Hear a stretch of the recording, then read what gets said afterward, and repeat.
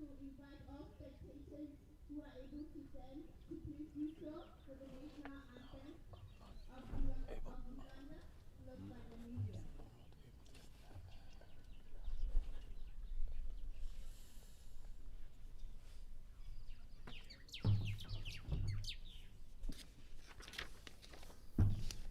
don't know if dog is going to be able to do.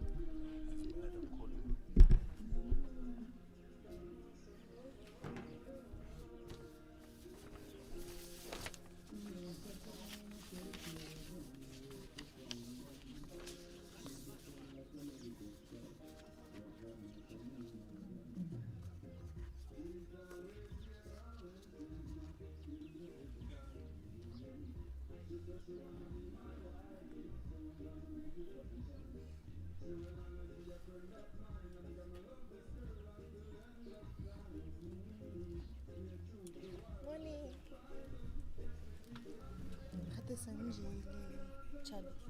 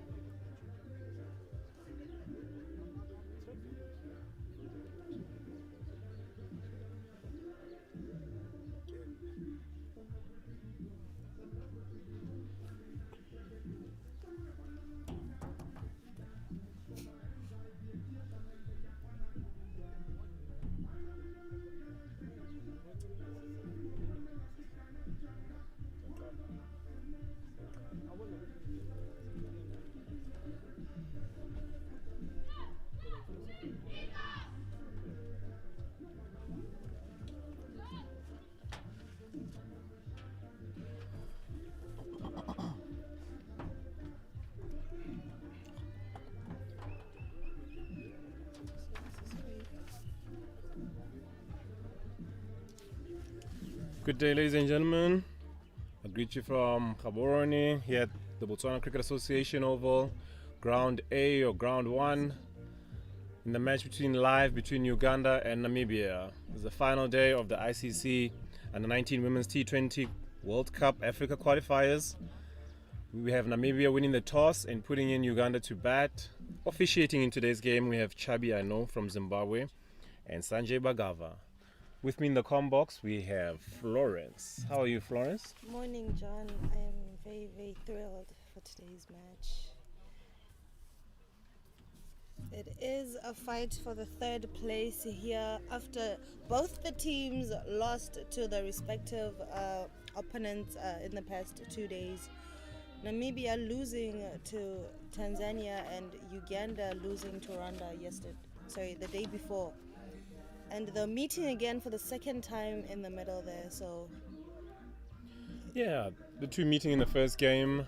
Uganda coming off on top there with Namibia only managing 85 in that clash in their 20 overs. Uganda chasing it down and winning by 4 wickets. Definitely. It looks like in this match Uganda has an upper hand, but they have to be careful. Namibia lost a chance to go to the finals, so they also lost against them in the first match, so they have to be very careful with that. Opening the ball in from the generator end will be Benjamin. Naomi Benjamin has had a very good tournament, leading the stats for her team as well as the tournament, getting 10 wickets in this tournament. Being a bit positive for Uganda. Yeah, true.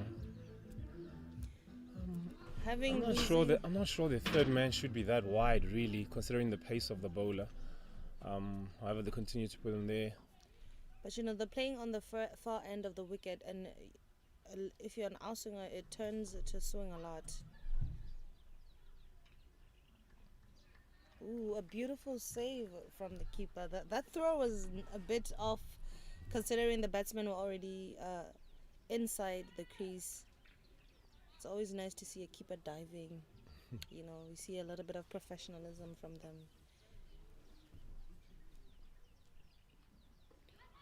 Ooh. Half a shot there for LBW. Kind of hit the bat first. Could hear a clip neck. Yeah, I agree. Definitely bat first. Very, very accurate ball there. That's kind of the length that you'd want to stick to there. And also stick onto the stumps.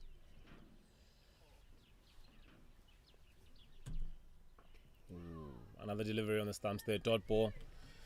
You'll note Uganda really, really enjoy and strive on width. Anything wide of the stumps, they're going to throw their hands at it.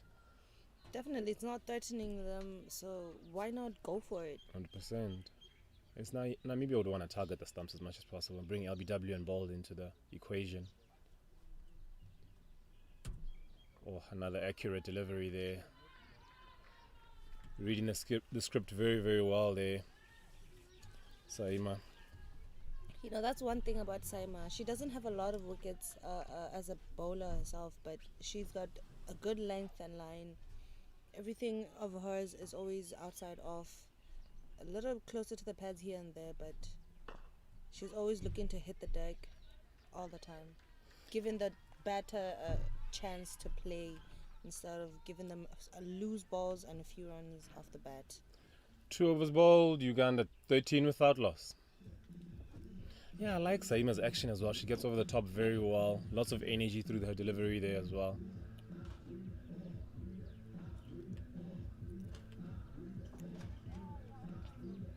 There's one thing I've noticed about Namibia.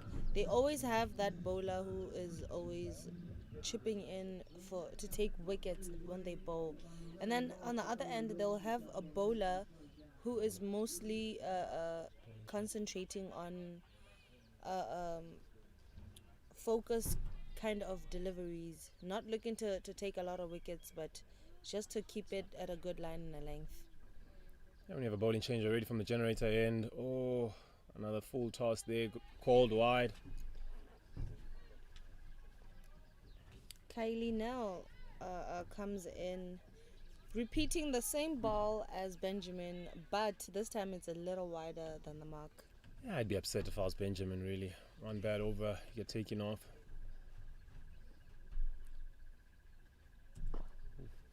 Catch! Oh, it's tremendous there. Mid-off, hanging on there. Nell gets her first. Uganda 14 for 1. 2.2 overs bowled. Alako Proskovia departs. Kaylee is a very, very great bowler. She's got a lot of consistency. She doesn't consider that much runs. So I have to say, this was very, very expectant of her. I mean, she has bowled over 16 overs, but she's only conceded 35 runs. I mean, that is amazing. With an economy of 3.5, it's definitely something up her alley like this. Yeah, she's had exceptional returns in this tournament. She'll be proud of her efforts. You know, losing a wicket before the power play is over is definitely dangerous for any team. Yes, there's going to be those that survive the heat of the first 6 overs, but you know, the opening batters usually have a job there to hit over the top and maximize to get as much runs as they can before the field opens up. But when you bring somebody in from the lower order now, it's going to be a little bit of a challenge. Dot ball there by Kylie. Coming in number 3 is Patricia Timong, number 14.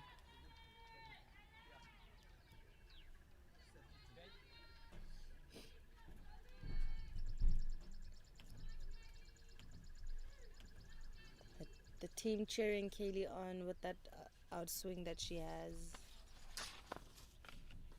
Full toss.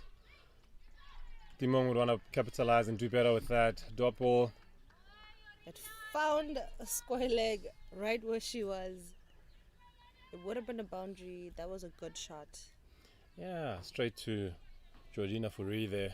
Either side of her would have been an easy 4 runs.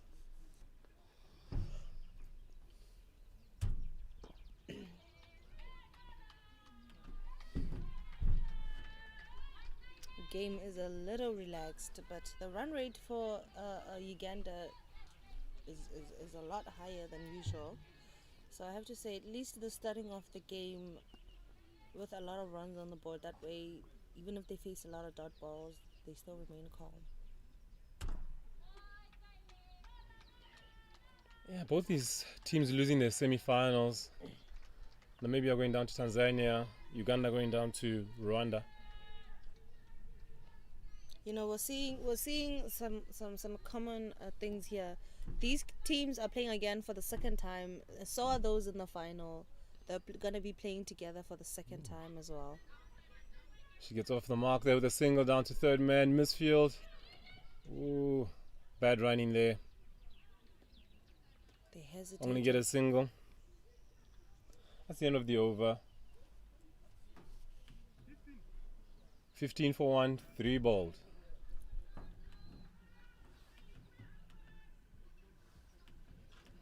Yeah, both teams in the semi-final suffering a bit of a batting collapse.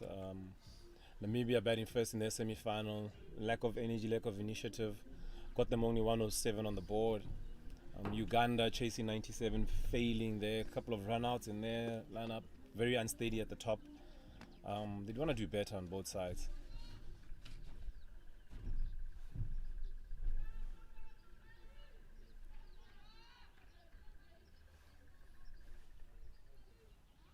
Consistent bowler for Uganda, Saima, back to do what she's great at, her beautiful line and length.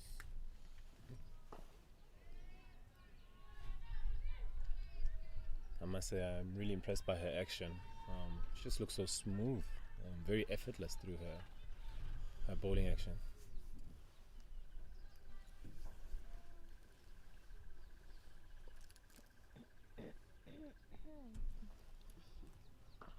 Dot ball again, driven to short cover. Bit of movement in the air in that last delivery. There's been some as well that have moved off the pitch for her in the last over that she bowled. Exciting prospect, yeah.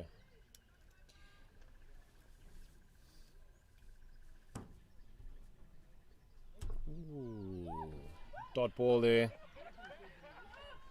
Bit of an iffy defensive shot there, but she survives. I have to say, Uganda starting to stay stagnant now. But they have to be careful. Dot balls could seem a threat for them. Yeah, simple single there, down to fine leg there, and still the running was hesitant. So Uganda definitely will be short of a bit of confidence in their batting after failing to chase. After failing to chase 97, they'll have a bit of a confidence dent there. You're definitely right about that. But if there's one thing that I know, by the Uganda batter here, Patricia Timong, she is a bit there for the ones and the twos. She's not much of a boundary scorer, so it would be up to her partner to look for those boundaries and Patricia to give her partner a chance for those boundaries so she can score off those singles and keep the board ticking. Only 1 run conceded there, being a leg by the top over here. 4 overs bowled, 16 for 1. There was a bit of change of line by Saima there. You know, she's been going outside off, but in this over, she has been hitting middle, going closer to leg. So I have to say that is some top bowling. Yeah, one of the key things that, again, these young girls will learn going forward is that when the boundaries are not coming and the bowling is tight, you have to know where your singles are. You have to get the ones. Only conceding 1 run in an over like that was not ideal for them. And a lot of balls were straight. You could have driven them straight past the bowler. Look for ones. You know what I mean? You need to just be full of energy and be looking to score. It's not just all about survival out there. You need to be looking to put some pressure on the bowlers. Oh, slash there through cover. Goes all the way for 4 there. 20 for 1 here. Top shot there by Patricia Timon. That is that Uganda. Mohammed who hit that. Beg your pardon, it was Jamaica Mohammed who hit that. Oh, It wasn't. No, it was Timon.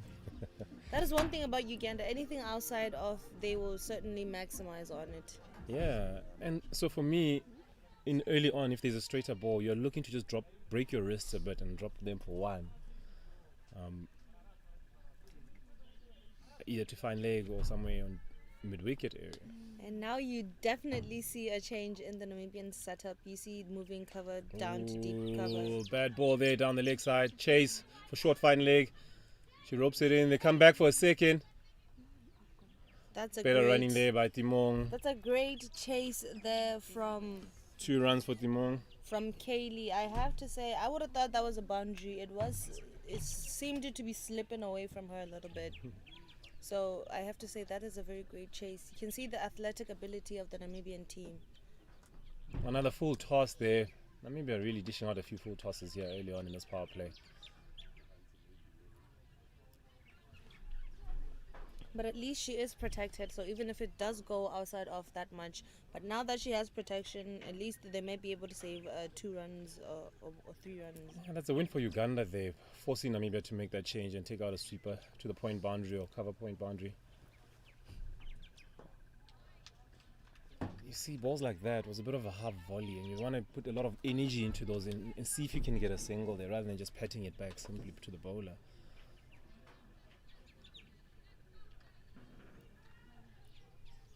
Seems a little bit like they're just searching for the boundary ball, and in between they're happy to just defend. Top shot there, single towards cover. I have to say, Namibia does have some beautiful flat throws that I've seen throughout this tournament. And everything they collect, they seem to be taking it to the keeper. That must be the message that the coach is sending out for them. The keeper is protected more than the bowler. So Dot ball there to finish by Kaylee Nell. 23 without loss, 5 overs bowled. 23 for 1, 5 overs bowled. Thank you there. The run rate for Uganda seems to be going down by every over. From 5 to 4.82, it's something that they have to be wary of. If this is the pace they're gonna go at, there will come a point where they go at 3 and over.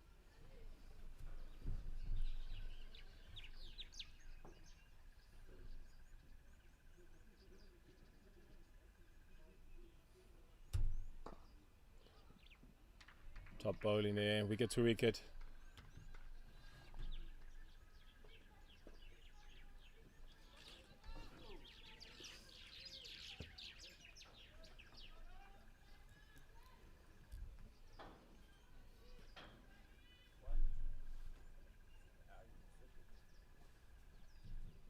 Oh, top shot there, driven through cover point by Timong. Four runs for her, 27 for 1. She moves into double figures. I beg your pardon. Yes, 12 of 16. Starting to get her stride in here.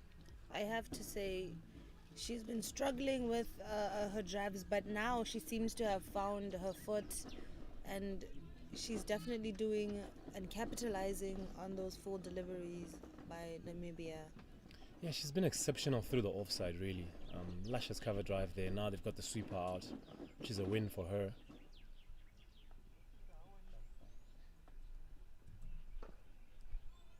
Top bowling there. Back online there.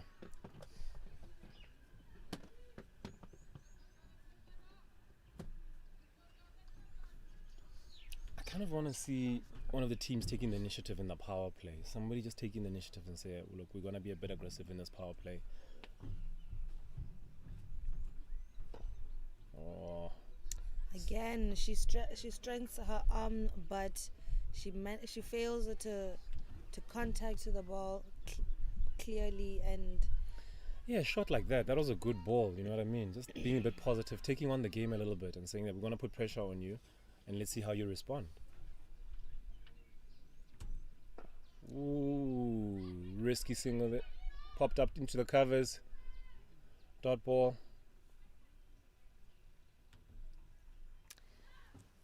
a lot of early miscommunications between batter here for Uganda. They have to be careful about that. You know, nothing is as painful as coming out with a run out as a batter. Ooh, full toss there, not put away, driven straight to mid on. That's the end of the over. 6 overs bowled, Uganda 27 for 1.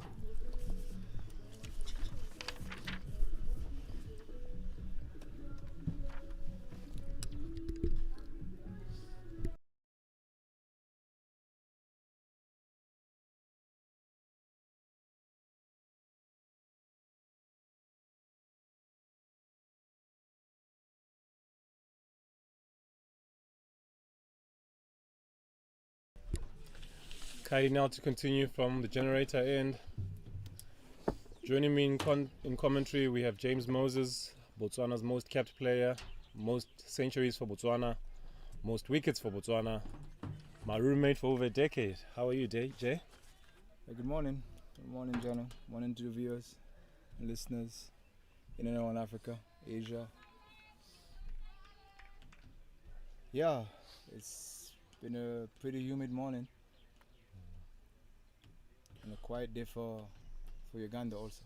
In which seat would you rather be right now? Who would you say is the happier of the two sides? Ooh, driven through backward point there. Covered by third man.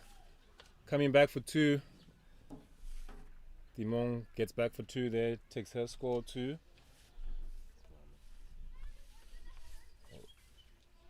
Oh, beg your pardon. Mohamed Jaima was facing Jimaya.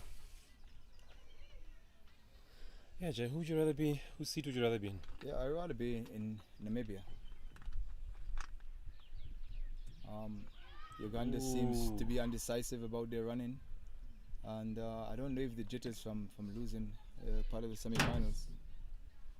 They don't show as much energy as they did the first couple of games. Yeah, I mean, if you look at the 2 runs that Mohammed scored down to third man, simple 2 runs there, and they made it very, very tight.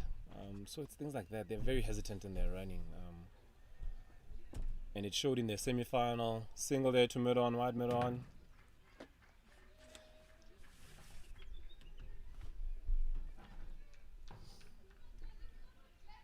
Yeah, they're playing for third and fourth places here. I think there'll be a little bit more interest. The gloves will be off in sense of the Uganda, knowing that the Uganda had won over Namibia early in the tournament. Yeah, true.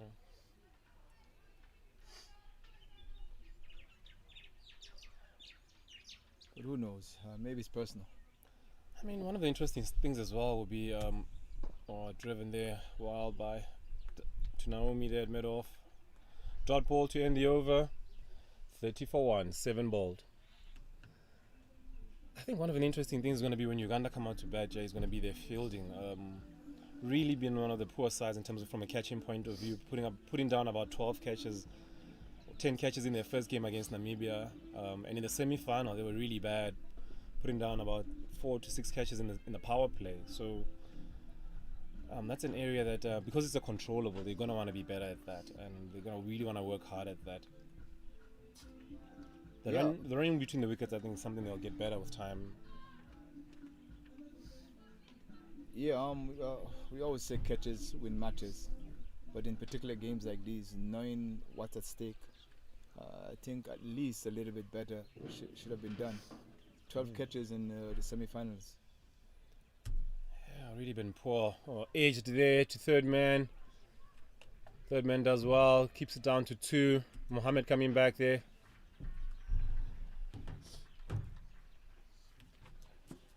Yeah, as you said, things that is in your control: bowling, fielding, catching. These are the basics, and the team that does the basics better usually end up on top. Johnny. Yeah. Ooh, very true. Jay, have you been having a look at Saima bowling here from the duck pond end? Seems like a very good prospect for Namibia here. Yes, I can see a little bit way movement, but technically in the mornings here. Ooh, full toss, gets away with it. Only conceding a single to fine leg. Yes, technically in the morning here at Oval 1, the air is a bit thicker, and he tends to get something out of the wicket in the mornings. In the afternoon, basically, if you can't move the ball for off the seam, you don't have nothing much to work with. Mm-hmm.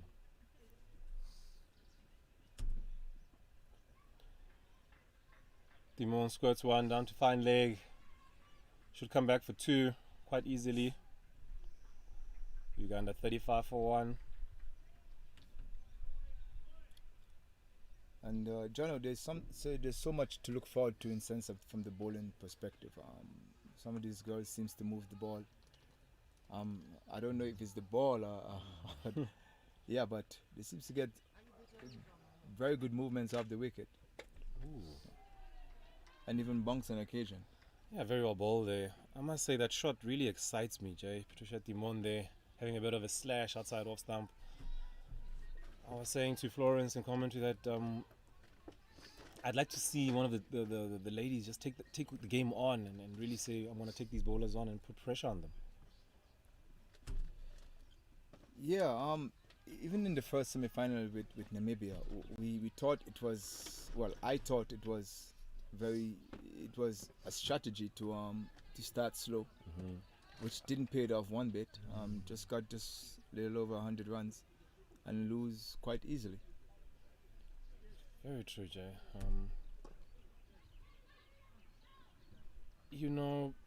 And that's the end of the over. 36 for 1, 8 overs bowled. If you look at it, Namibia only keeping 2 out, still, even outside the power play. So, as a top order batter myself, I'll be looking to. Sometimes I view that as a bit of disrespect, and I want to get my single, so I'll push these fielders back. I'll use my feet to the seamers, try to hit over the top, and make sure that long off, long on drop back. And that way, it allows me to then just drive balls down for 1. As you see now with Yorinda Furi coming in from the generator end, it's not going to get easier. She's quite a wily seamer, comes in, hits the deck hard. So they'll be looking another fielder going out there now. They've got fine leg third man and a sweeper. So these are the areas where you'll be looking to make sure that you're scoring at least a runner ball off her, and then target any other seamer from this end, on the duck pond end. Yes, you're totally right, John. I don't know if the formality in plans, some of these girls' team, maybe they don't want to push too much in their head, so they give them these formalities that they have to follow during the procedures of the game. I don't know if that's what it is, but as I said to you, it was Namibia's fault that Namibia is in this position now. If they'd only be a little bit more aggressive, and to tell you a bit more, my money was on Namibia. Yeah, true. They've got the firepower, so it was very disappointing to see them simply pat balls back and then allow Tanzania into the game like that. I felt like one of the ways to win against teams like Tanzania and Rwanda is to be proactive with the bat and force their batters to play a bit more aggressive and take risks as well when their chance comes along. Very well done there by Mohammed down to third man. It's exactly what I was talking about. You want to make sure that you're taking these singles and not simply allowing the bowlers to just dot you up too much. Yes, John. Namibia, basically, we should say one of the more disciplined also, from the bowling fielding point of view. It's very good. Something that you can look at. The other teams can take preference and try to see how they can improve themselves also. But in sense of Uganda, as I said, I do not know the game plan. Now you're in the semis. You're already beaten in Namibia. You just have a good go at it, particularly in the first 6. Very true, Jay. They've got the experience, they've got the power, coming from one of the more professional setups. Dot ball there to finish by Furi. Uganda 37 for 1, 9 overs bowled. You'll see there again, Jay, an over-yielding approximately 5 dot balls there in a single, and that's just not ideal. You'd want to at least get 6 runs off that over. Fine, you can have a look, maybe take 4 2 dots, and that's where you have to be proactive as a batter. You have 9 wickets in the bank. Let's move the game along, and that's where they will get better with time. Naomi Benjamin coming back from the generator end, swapping ends. Yeah, I really don't know what to say. As I said, information is very important in life, and some of these teams, and in particular from the management point of view, should have some sort of information going forward to at least the semis, and now in the what we call cup games. Yeah, look at Mohammed there, rocking back, letting the ball come to her, and then breaking her wrists on impact, taking a single down to third man. They need to know where your singles are, and she's been exceptional. And Timon sort of looks to go, boundary and dot. So she can just work a little bit more on her singles in between the boundaries. She's been exceptional on boundaries, but she needs to get those ones. Again, another dot for her. She faced 4 in the last over, and that's her 5th dot on the trot. So it's really poor, and as they grow, and these are the statistics that the coaches also have to use. What is your dot ball percentage? It really has to be low as a top order batter. You can't have a high dot ball percentage. It puts the team under pressure. Full toss. Not put away. Mohammed coming there. Ooh, bowler's end. 1 run for Timon. Yeah, Uganda is just compounding problems for themselves. Just as you said, they have to be more proactive. Do they have a target? What they need to get? Do they know what the average of Namibia batting? What they need to bowl at? Do they know their strengths and weaknesses? What they can and what they cannot do? Ooh, there we go again. Mohammed being proactive, getting a single. You get, let's say, 1 over mid off or mid on. You push that fielder back, and then it becomes a little bit easier for you. You can take the one down the field. Yeah, you know me. That's definitely where I would be looking to go nice at the side screen here. Either using my feet to the seamer, their length, and she's very accurate, by the way. So it makes life easier to me. I know that just another double step, and I'm gonna be right at the pitch, and I'm gonna hit it over the top. So it's little things like that. Yeah, as I said to you, Jono, that's why I'm so surprised that Namibia is in this position. We know they're feeling okay. They drop a few catches in the semi-finals, but we know their bowling is quite okay. The feeling is relatively good. Oh, missed chance there at mid-off. Very easy run out there. Bowler messing it up there. Naomi Benjamin will be very disappointed. That's the end of the 10th over. Uganda 40 for 1. Yes, Jono, compound pressure. This is what happened. This is what happened when you can't turn the singles over. Yeah, it's exactly what happens. Yeah, even the batsman at the non-striker's end is undecisive.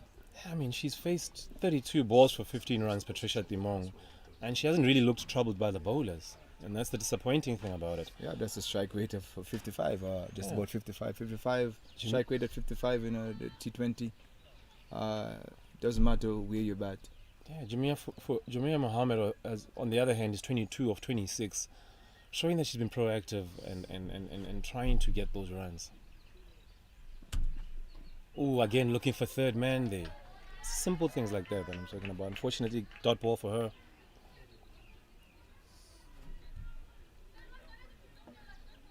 Yeah, Namibia seems to have done their basics. Uganda is a bit raw still, as you can see.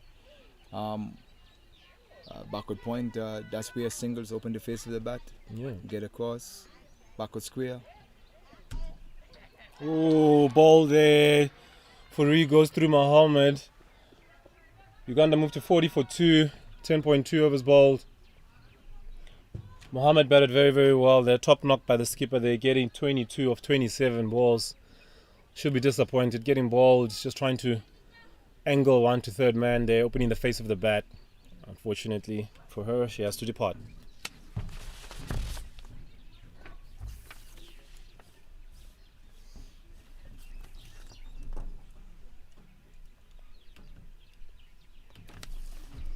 Listed at number 4, we have Whitney Nasuna.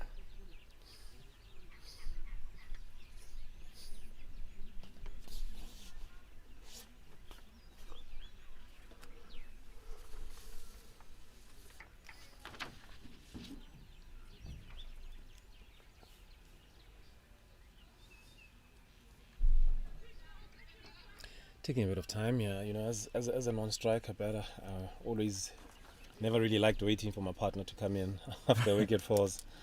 Yeah, some guys really have a cup of tea and I know that about you. And then they come up, and then without taking guard, they want to come to you and ask you what the wicket is doing, have a bit of a chat for another 20 minutes, and that always sort of never worked for me. I kind of always wanted to get the game moving along. Yeah, yes, Johnny. As quickly as possible, yeah. That's what I noticed about you, playing with you for all these years.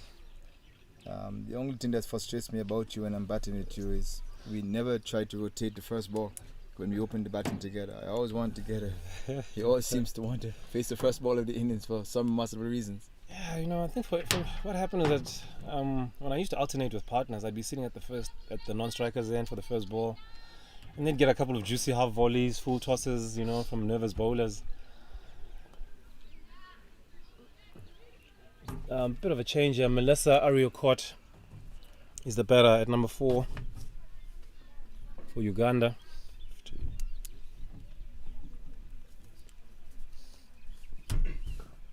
Oh,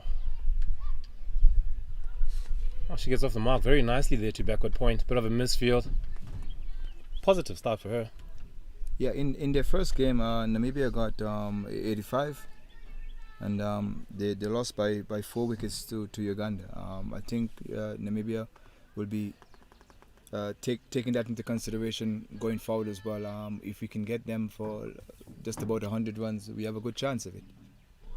Ooh, top ball there. Are we seeing some pace there, Johnny? Yeah, exciting prospect here for Namibia. Just a little disappointed at Patricia Timong. 33 balls faced. It's a better part of 6 overs here, Jay. For only 15 runs, really putting pressure on her side here. The number 3 really has to be a batter who can rotate strike, get into her stride early. Her defense seems to be in order, which I appreciate. She just has to learn to rotate that strike. Very high dot ball percentage, striking it at 44. Usually, lots of games is win or loss during the middle session. That's where you know exactly how far, how fast you need to go in sense of run rate, in sense of the score. After the first 6 overs, you have your first plan, Jano. And true. Then from 6 to 12, what do you think will be the plan going forward here? 11 gone. Uganda moved to 41 for 2, dropping below that 4 runs run rate. So that's something that will be a bit of a risk for them here. Should the strategy continue, I don't see them scoring more than 80, 85. Yeah, probably. I'm going to look for the positive out of this game now. I think the positive is now they have wicket in hand. Maybe at the back end they will force the hand a bit. Yeah, you'd like to hope so. There's enough wickets in the bank. Wide ball there, driven down to the sweeper. Should be one. Oof. Another thing as well, Jay. I know I'm going on here about Patricia, but her running between the wickets as well. She's sort of casually going through the motions there. Melissa, on the other hand, who just came in, sprinting that first one hard. No agency at all from Patricia Timong there.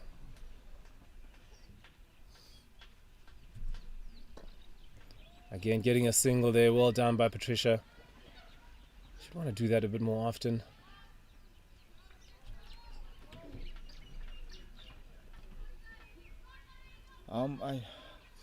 I think country by country or nations by nations, they have different ways they were brought up. What word should we use? Cultural.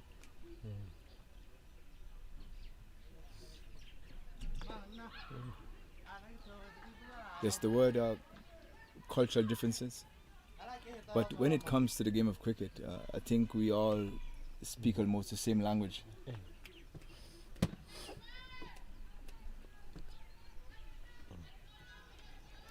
Yeah, true, Jay. There are some proper guidelines of doing things. Obviously, the modern game now, there's plenty more ways of going about it now. It's almost like find your own way.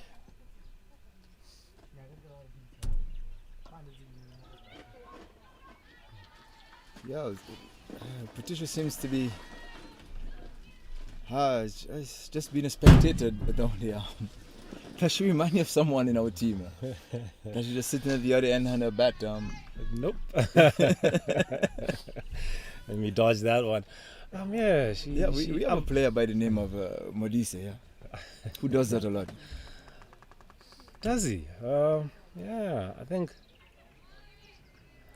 I've been impressed with her technique. I must be honest. She does seem like somebody who can stay at the wicket. You'd love her to play some 50 over cricket.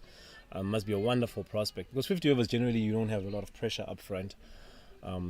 Traditionally you want to keep the wickets for the back end, unless you're England and those kind of nations. But yeah, she's got a lovely technique. Just needs to find her way around. Where do I get my ones? Ooh, very good ball there, very well defended. Ball coming back there into Melissa Ariokot. Dot ball to end the over. 12 gone. Uganda 43 for 2. Yes, John. T20 cricket is a bit different than the ODIs. ODIs have there are different splits in how you go about batting, how you go about bowling. Test cricket we have never played, but I always hear the analyst says we played session by session. Yeah, but the basics still remain the same, Jano. Who does the basics properly and who does the basics consistently seems to get a better results from the game. And the basics is not actually they're not actually fulfilling the basics here at Uganda in sense of running between the wicket, try to create the strike, turn over the strike, and try to get the additional boundaries. Even the communication is a little bit down also. Yeah, just to second your point there, you'll note that Namibia haven't bowled a single short ball. There hasn't been a single pull shot that's been played here. A couple of full tosses that they'll be disappointed with as Dimong gets a leg by there down to third man. So very good discipline by them, keeping that ball up and ensuring that they're being scored one side of the wicket. The leg side, there's been very few runs, a couple of leg buys and things like that.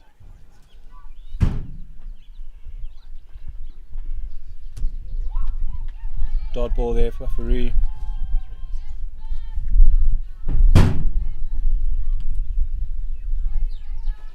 Yeah, it'd be interested to see how many extras Namibian have give so far, Jono. Only 2 wides and 2 leg buys, and we're in the 13th over. It's exceptional by them. Yeah.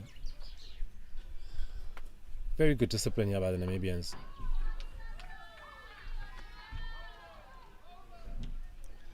And hence why I say, sometimes when it's this tight, you have to fire a shot at the opposition and say, look, they're a little bit too good here. Let me do something and change the dynamic, use my feet, walk down at the batter, find your own way, give yourself room, fire a shot.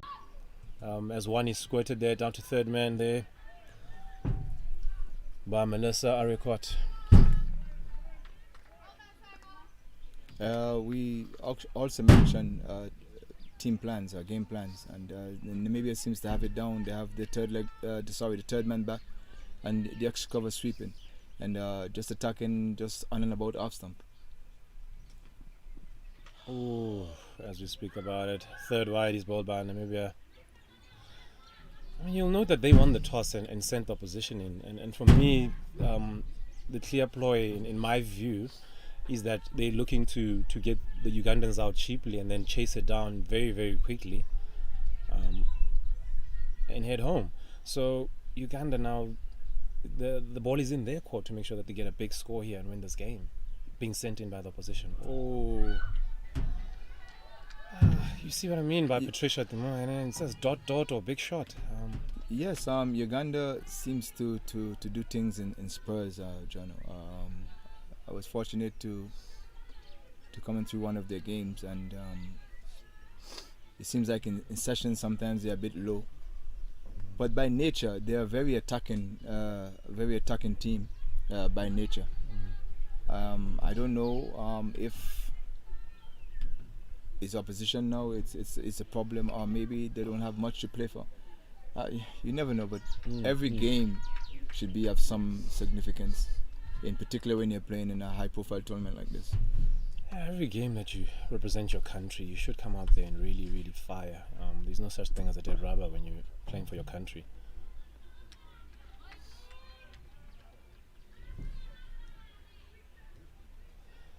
And that's the end of the over. Uganda moving to 47 for 2, 13 overs gone. We're going to have a change in commentary.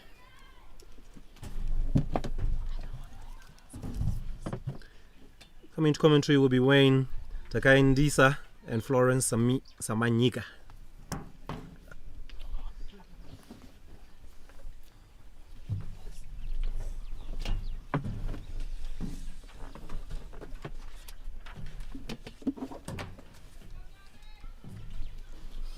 Thanks, John. Thanks, James.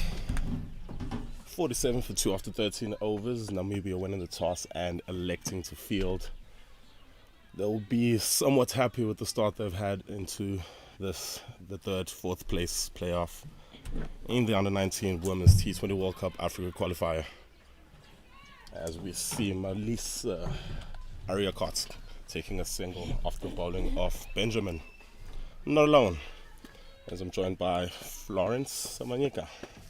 Florence, you enjoying the game so far? Not really. The game is a bit slower than usual. And I did say when... Oh, chance here for a run out. Just the fielder not really able to gather the ball as cleanly as she would have wanted, you were saying? I was saying, I did prophesy that the run rate was definitely going to go to 3 at some point if Uganda doesn't attack. And it did. It's at 3.5, right? It's at 3.5, and they started with a run rate of over 7. So it's a drastic fall for Uganda. And the score that they have right now, it's not so big. They're looking at anything below 100 by the end of the 20th over, and that's not going to be a hard chase for Namibia. Powerful shot there through the covers, and they've showed these boundaries for Uganda. It's a good thing for them, but they have to keep the board ticking if they want to score anything over 120. Namibia is very good at chasing a large score, so they have to set it so high if they're winning, if they want to win and take the 3rd place before they go home.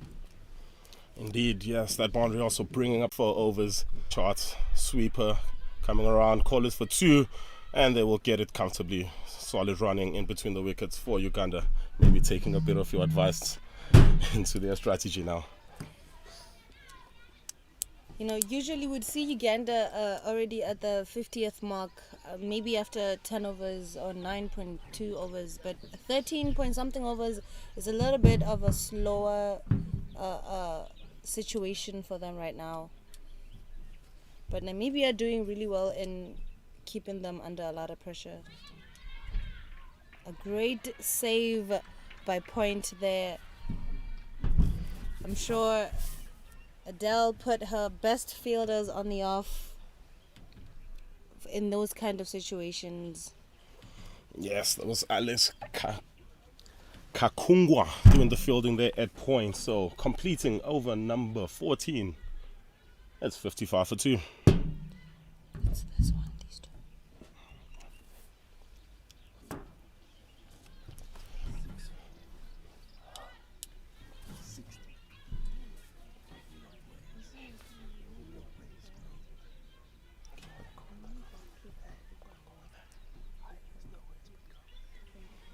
So, beg your pardon, 60 for 2, 14 overs gone. Uganda still 6 overs, 2 bats, looking for a chance to start accelerating the run rate here. Reminder, these 2 teams did play against each other in the opening group game. In Group A, 88 is what Namibia amassed on that particular day. And Uganda only taking up to 18 overs to get. Beautiful delivery there by the girl that shares the same number with me, although I don't know why the number is special to her, but it does have a lot of significance for me. Sounds like a good story. I'd like to hear it sometime. Sometime, yeah.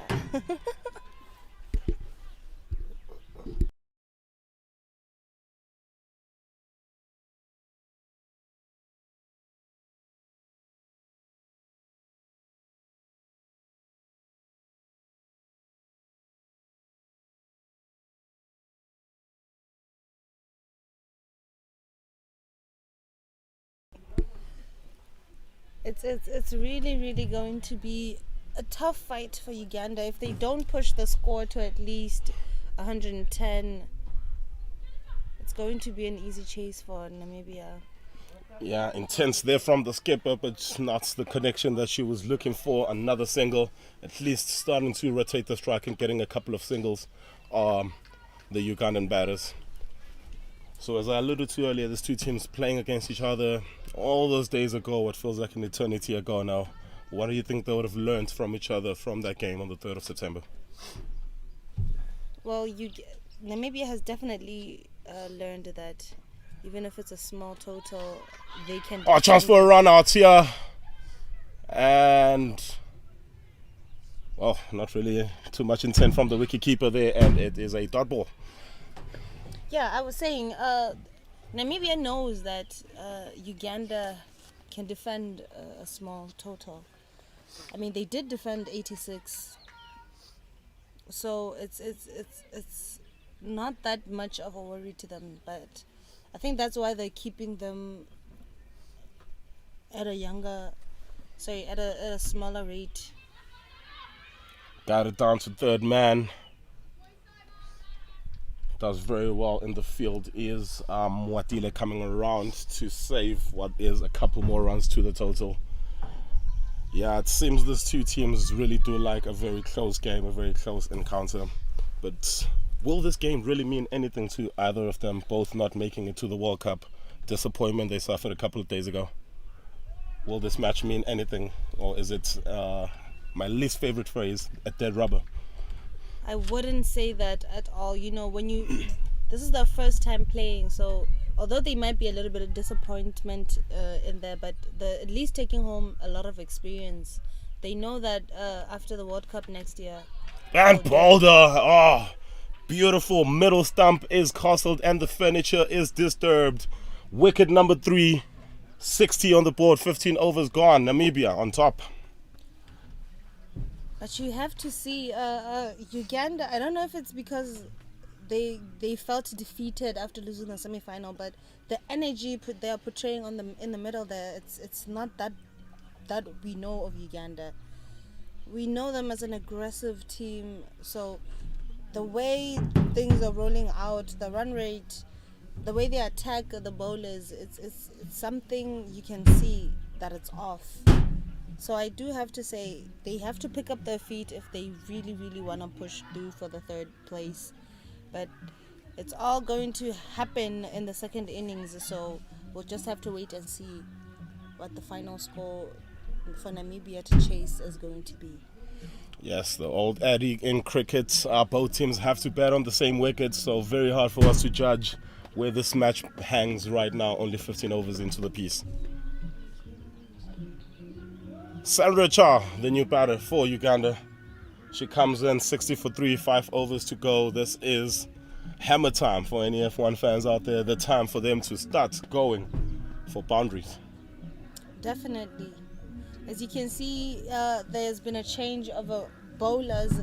Mwatila coming in, left arm spin. So now would be a chance for Uganda to capitalize on slower balls. The boundary seems to be protected on the leg side only, so I wonder if that's a good idea. I mean, Uganda can drive, so anything over the top, mid-off and mid-on is definitely going to be a boundary, so I don't know if Adele is wary of that. Yeah, seems to be a very attacking field here. Starts off with a full toss, and as Florence has alluded to that she has been predicting, and she's been predicting correctly so far, over the top of mid-off, another boundary for Uganda. And I did say it. They have to be careful when they make a change of a setup for a spinner, especially a left arm spinner. Most of the balls have a lot of flight, and they sometimes tend to be wider because of the action, the way they're coming in. So it would be advisable to push back the other two straight fielders. Clearly, Florence is in the wrong field here in the commentary box. As a full straighter one this time goes to one of the two fielders protecting the boundary on the leg side. Just a single. So first chance to see Sandra Chow in this match. Speaking of Mikel Matile, she's been one of the shining stars for this Namibia team. What can she take away from her personal performance following her team's overall disappointment? I don't think there's anything to actually take away. She's been performing exceptionally good, but both with the bat, she's definitely stronger with the bat. Big shout, big shout. Mr. Aino Chabi is not moved. Oh, interesting little shot there. Having a look at the replay and looking like the right call from Mr. Aino Chabi. Pitching outside leg. Mwatile, after that disappointment of the first ball, has bounced back the next two. And the third as well, outside off, missing the out stump. Now she seems to have found her line. Yeah, she's definitely is finding her line. She's giving it a lot of air though, which would, in inverted commas, make it easier for the batters. Doesn't seem to be. Over the top of mid-on this time. This time it is trickling to the fence and yet another boundary. Florence is on fire with her predictions. And I'm actually happy with Uganda. They were able to come out of the crease and attack the ball before it bounces, because she does have a lot of flight. So if you do meet it before it bounces or spins and takes a turn there, you're definitely guaranteed a boundary at that point. This is correct, as we have seen 2 times out of the 5 balls this over.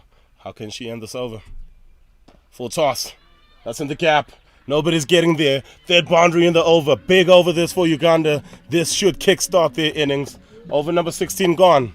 73 for 3. And now you're wondering if Namibia is thinking, should they have not taken out Patricia? Now they seemed to have brought in an angry bird into the nest. Now she's hitting boundaries like it's a child's play.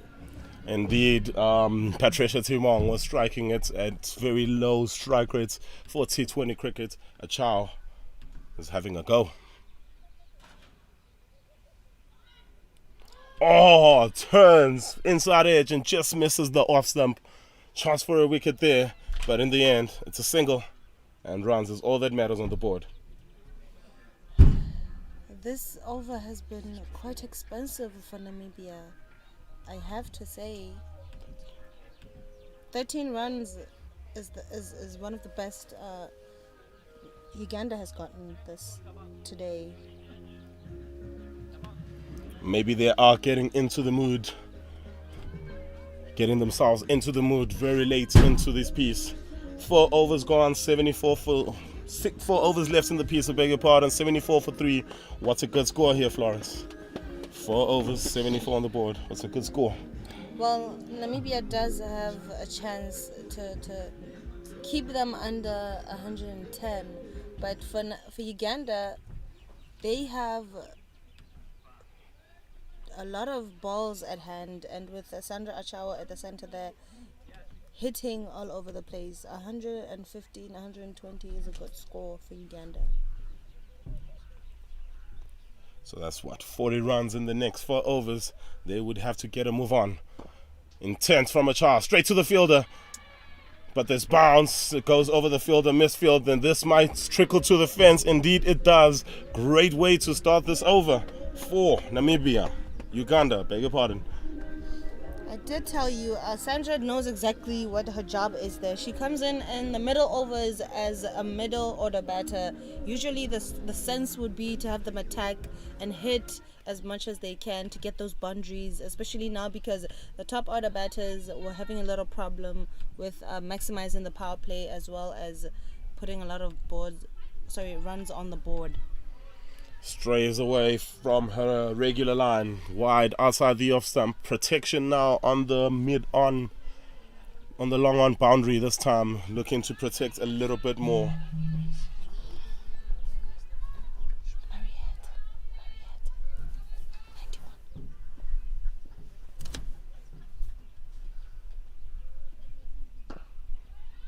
Good ball. Yorker digs it out as a Chow and goes straight to the fielder who's been put down there for exactly that. Van Sale stops it, just a single.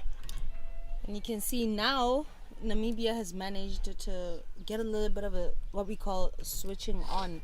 Putting that fielder at the boundary saved them 3 runs, unlike what they have been doing, putting them inside the 30-yard. Indeed, not the time to be attacking now with the ball, as yet again the ball goes to Van Sale. And yet again, just a single. So, as Florence is alluding to, switching on, but switching on a little bit late. Exactly. They could have saved over 8 runs in the past over. So, I think it's something that they're going to also take home with that. They've been hit in the same spot twice. And they can see that the Ugandan batters in the middle there, they're very good with the leg drives. Unless it's above the waist and they swing as hard as they can over the covers. So I have to say it might deem fruitful for Namibia at the end, because if they were able to see that they were being sent to the same position on the past over and they were able to fix that mistake, it's commendable as well. Yeah, 100%. Generally been a problem with their team the whole tournament. As we see her running in, another Yorker. This time it's squirted through the mid-wicket region. Skipper can't get there, and Mesfield on the fence. It's yet another boundary. One of their weakest points in this tournament, Namibia, is their fielding, and they let 3 runs into the total once again.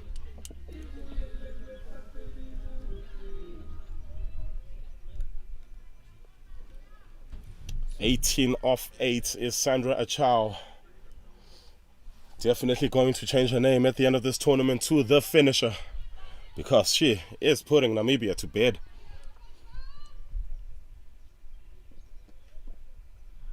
I mean, you can already see with her stance. Look at how high her back lift is. You can already tell that she is ready to hit, especially with the way she's holding her bat. It's a little bit of a tighter grip, and boundaries seems to be what she's looking for right now. Yeah, both hands very, very low on that battle on the handle of the bat, so clearly looking to dispatch the ball to all corners of the park, and also making Gauli switch up her lines as we saw her ball wide. But what a comeback from Gauli.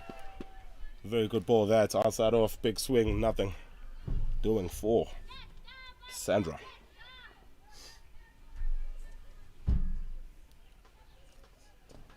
Tough runs coming off this over, 1 ball to come. Where do you think she's looking to bowl this? I think she's going to keep her same line, but the batter is definitely going to want to do something. Yeah, looking for the Yorker line, as you alluded to. Head straight down to the fielder, and they will get a single to end over number 17. It's 87 for 3. Look at that. 13 runs from 80 to 13. I have to say, Uganda is looking at a big score right now. Not as big as the ones we've seen so far in the tournament. Definitely. But at least anything above 120, it's definitely defendable. And if they are able to take Sandra out, they could actually reduce that score a little bit. Nothing breaks the heart of the batters at the crease than having somebody new coming in at the end of the overs, because obviously we all know that it's customary to have your opening bowlers back to end the innings. So right now it would be best for the 2 at the center there to finish the game for Uganda. Yeah, precisely, as we see Kakungwa coming back into the attack. Coming into the attack for the first time today. She has been one of the opening bowlers for Namibia throughout this whole tournament, and today she's coming through at the crunch time.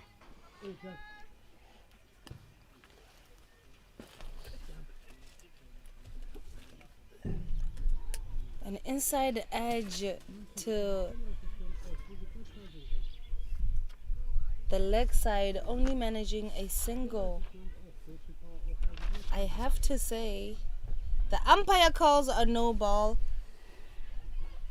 Yeah. Although I do not know why, it seemed like she overstepped, because the fielders at the boundary are enough.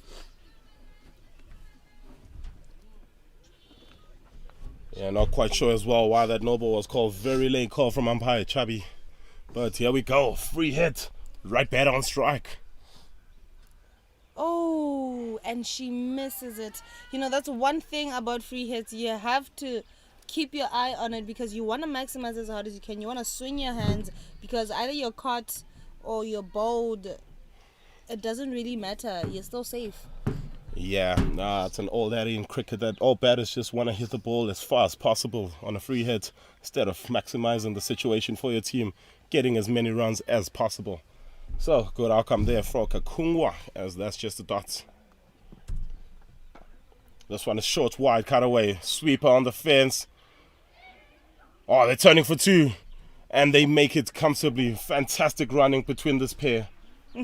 I have to say, though, I think deep cover was a bit slow on that one. I don't know if she was appreciating that she got a clean pickup but the throw just came in a bit slower than usual, giving Uganda a chance to run for the second one. Definitely appreciating her clean pickup, and I'm appreciating the batters for their awareness and running wise. Drop and run comfortably through. Yet another single. If you don't hit it for a 4, it's got to go for runs. Definitely. And this is one thing about the middle order. They hit you and they take quick singles in front of you because they already have enough energy left, because when you hit a boundary, you don't have to run. Now it's easier for them to run quick singles as well if they're not getting their boundaries. This probably will be no. It's not a no ball, and none of the fielders really looking to catch that. No intent whatsoever from either of the fielders for Namibia. They saw the two batters come through for a single. Not a no ball, as well as the ball dipped on the last second. Umpire safe. You know, that was a chance for Namibia to take Sandra out. Sometimes these efforts that we fail to bring in as players in the center there really tend to cost the team a lot. You give her a chance, she will come back hotter than before. It's a good comeback from Kakungwa after losing her bearings over that last delivery. Pitches it right on the money, and it is defended for a dot. So 1 ball to come. Business end of this, the third place playoff. The curtain raiser to the final. That final live on Pitch Vision, 2 p.m. You guys stay tuned.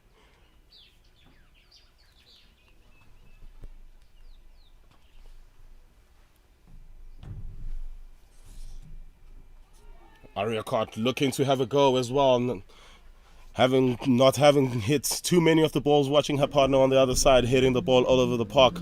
She looks to join the party but misses out. Ends over number 18. It's 3 for 93. It's a very good comeback by Uganda. I mean, look at the current run rate now. It went up to 5, from 3.5 to 5. I have to say, Sandra did a job there as a middle order batter. I'd like to give Florence a little bit of credit, giving through some directions for this Uganda team to follow, and they've clearly been listening to your commentary, and they've taken it into consideration, as their run rate now has gone up to 5.1 and on the verge of making that 110, which you said would be par. Definitely. So, seems like we'll have another change in bowling. It is the business end of the innings. This is what you expect in T20 cricket. It's very dangerous to have slower bowlers coming towards the end of the game. You'd want to keep your pacers back, in order to, slow things down a bit, especially if your middle changes have been hit all over the place.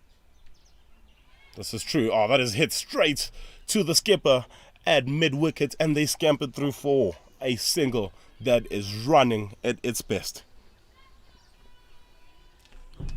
You have to be careful as a fielder, especially in the 30. If you misfield, you gotta quickly bounce back.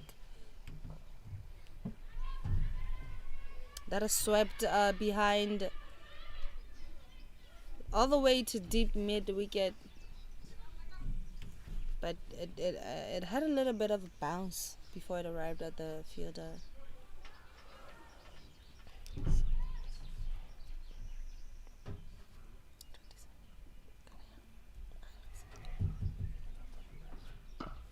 This one is full. Good use of the feet. Advancing down the ground. Gets to the pitch of the ball. Just a single though.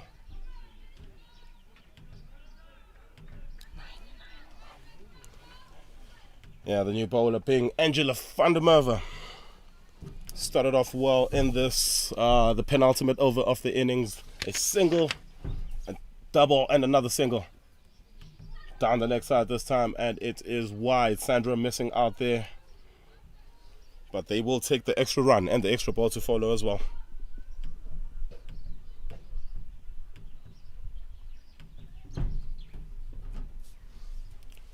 .99 on the board.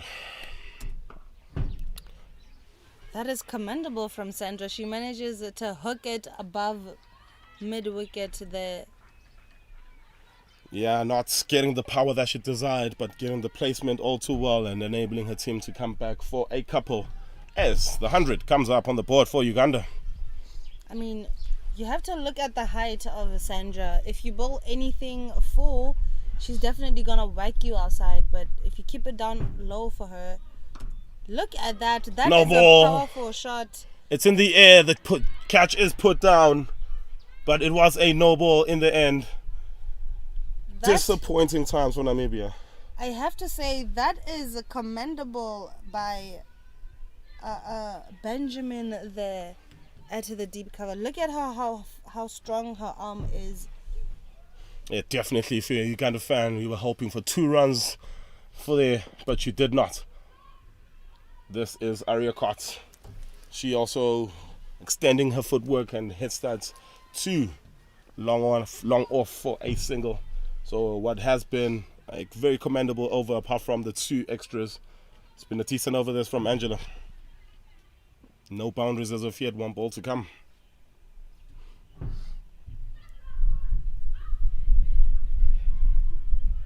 The question is how? How did that miss? Just goes wide off that leg stump. And instead it is a dot ball. So 6 balls left. It's 104 for 3. 110 seems possible for Uganda. And it also seems possible for them to defend it. They have a good bowling lineup with Kevin Amuge, who would open the bowling for Uganda. They've got very good line and length, the Ugandan bowlers, although they seem to be struggling with taking a couple of wickets, but the line and length is definitely something to commend.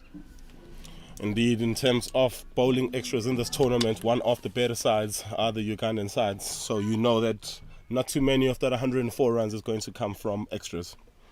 You're definitely right. Sandra, with a higher score of 48, she definitely knows what to do when she's in the middle there. Skipper, the new bowler, into the wickets. It's a full toss. It's high in the air. They're looking for 2. Adele Van Zyl, not exactly the start she would have looked into her spell. No ball. A couple of runs to the total. 107. Still 6 balls left.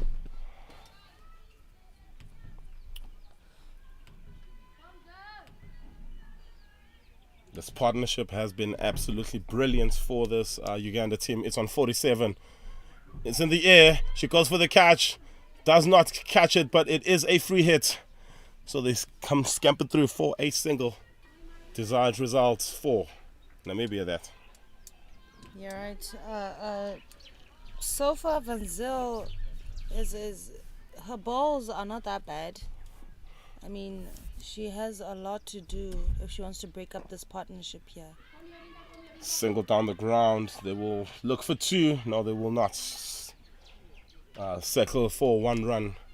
So let's have one last word about Uganda's batting as we're about to see the last 4 balls from them for this tournament. What can you tell me about what you have seen from Uganda's batting from this tournament as a whole?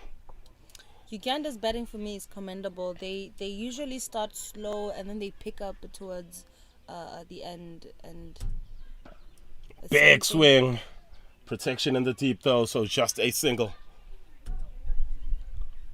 That was a poor delivery for me from Van Zyl. It had a lot of flight and it was definitely above the waist, and that brings the partnership for the 2 batters in the middle there to 50. The first partnership for Uganda in this game so far. Yeah, very good partnership has propelled them to 110 for 3, 2 balls remaining. Quick word on Namibia's bowling so far throughout this tournament. I mean, 110 was what I predicted, but that is Boulder gone through, looking for the big swing, looking to sweep it through, and a little bit late, but they finally get the wicket off Sandra Chow. She departs after making 26 of 19 balls, 4 boundaries at 144. Uganda, 110 for 4. That is one strike rate of a batter, a coach will always be happy to see. So I have to say, although she is leaving, she did her job. She did quite well in the center there, so I don't think I'd be disappointed with myself if I was her. Not at all. Very, very commendable cameo that from Sandra Achao, propelling her team to what is right now a total, I think, should be enough to win this game.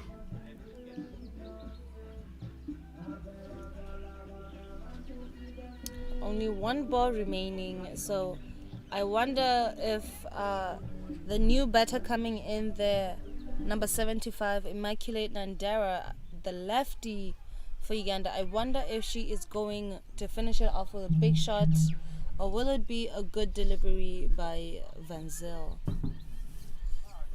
What would your mindset be coming in? One ball to go. Were It's you one looking ball to to hit go. it? You'd really want to swing your arms. You have nothing to lose on that one. Apart from your wicket. It's a win-win situation for both the teams anyway. A wicket to end the over, or a big shot to end the over. Indeed. So the final ball in question is about to come. Big shot. Bowler's not interested, neither is the umpire.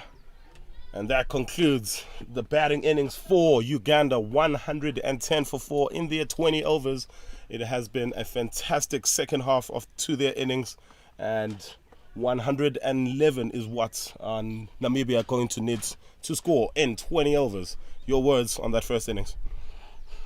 Uganda starting off a bit slow with reaching the 50 after 13.2 overs. Coming back to put 60 runs in less than 7 overs is definitely commendable. I'm very, very happy with the performance to the second part of the innings. Namibia would have to do much better than they did the first time they played Uganda. They already know how they play. They already seen where the weaknesses are. So it's definitely going to be a sweet ride for any team back home after finishing third at the ICC Under-19 qualifiers here in Botswana. We do have a few noticeable performances from Uganda. The captain, Jamia Mohammed, only managing 22 from 28 with 3 boundaries, not out, although it was the only ball of the innings left. It would have been better. It would have been nice for her if she did finish it off with a powerful shot. Alaka Praskovia really not doing well, actually. 0 from 2. I have to say it's not her. But Patricia taking a lot of dot balls with 18 runs from 42 balls. I have to say, as with a strike rate of less than 40, that's a lot. It's a dugout for Indeed. yeah. And then we have Melissa Ariakot, who's not out. She has 30 runs from 32 balls. That is the highest scorer for Uganda today. And looking at the bowling figures, Benjamin conceded 23 runs with an economy of 5.7. But the best economy here comes from Jerinda Fori, who bowled 4 overs, has 2 wickets, and only conceded 9 runs with an economy of 2.25. I have to say, it was a good choice for Namibia to take out Maria Ngwali after she was expensive with 13 runs, with an economy of 13. Imagine if she had came back for the second over, it would have been a sweet ride for Uganda, maximizing as much as they can. Yes, indeed. They would have taken a liking to her and gone a bit harder at that last part of that innings for Uganda. So yes, Uganda making 110 for 4 in their 20 overs. The chase next.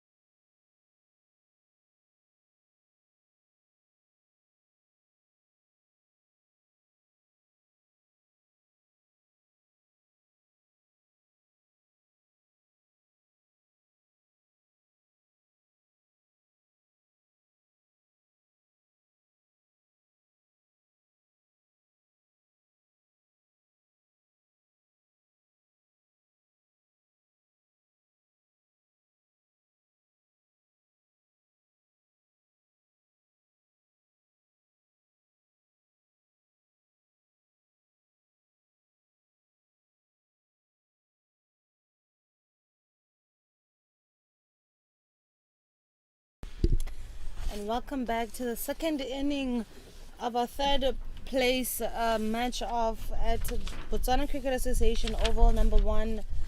Opening the bowling for Uganda is Kevin Amuge, the best bowler for Uganda.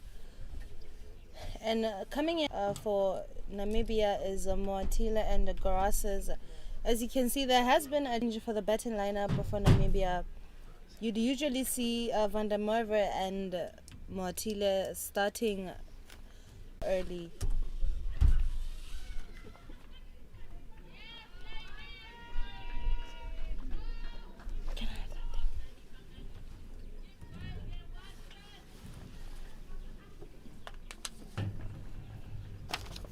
And joining me in the commentary box is my senior, Mr. James Moses. Thanks, Florence.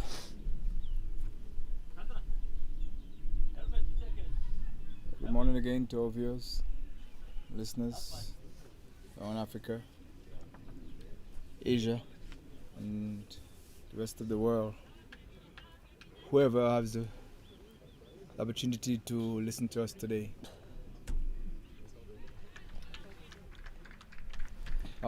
Florence, it doesn't seem like it's going to be a very tough game today. Uganda play within themselves today. The spirit wasn't as high as we expected, and put a modest total in the score of 110. Namibia didn't do too well in the semis, but I'm sure they backed themselves to at least get the score. I have to say, both the teams today are not looking to protect the boundaries at all. It just shows how clean they are. That was a great save there from Kava. A little bit off the mark for Amuge for me. She's usually one to bowl a little bit fuller and outside off, instead of outside off with a little bit of a bounce.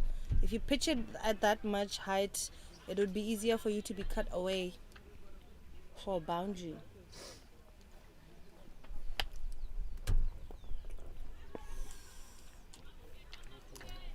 Yeah, Uganda bowling throughout the tournament has been very good.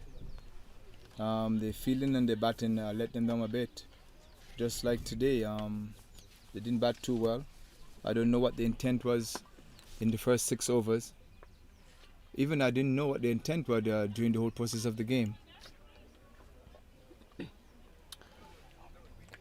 Moatile there at the center with a personal best strike rate of 106. It's definitely needed. An overthrow there will definitely give a boundary to an unnecessary title for Uganda. Yeah, yes, Florence. We have some saying in cricket. Your sins. Everyone has to pay for their sins. 110 for 4 wickets. We call that. Definitely, that's the sin from the Uganda batting. You can't have 6 wickets in hand and score 110 off of 20 overs. So I think that's the sin they have committed here, and I think Uganda will try to let them pay for that sin. You're right, that overthrow could have been a direct hit, but because usually Uganda is known for these brilliant direct hits, especially from an angle. They don't have much trouble with that. They could have taken one of the core batters for Namibia. It's just a pity that they didn't have backup, which costed them 4 runs.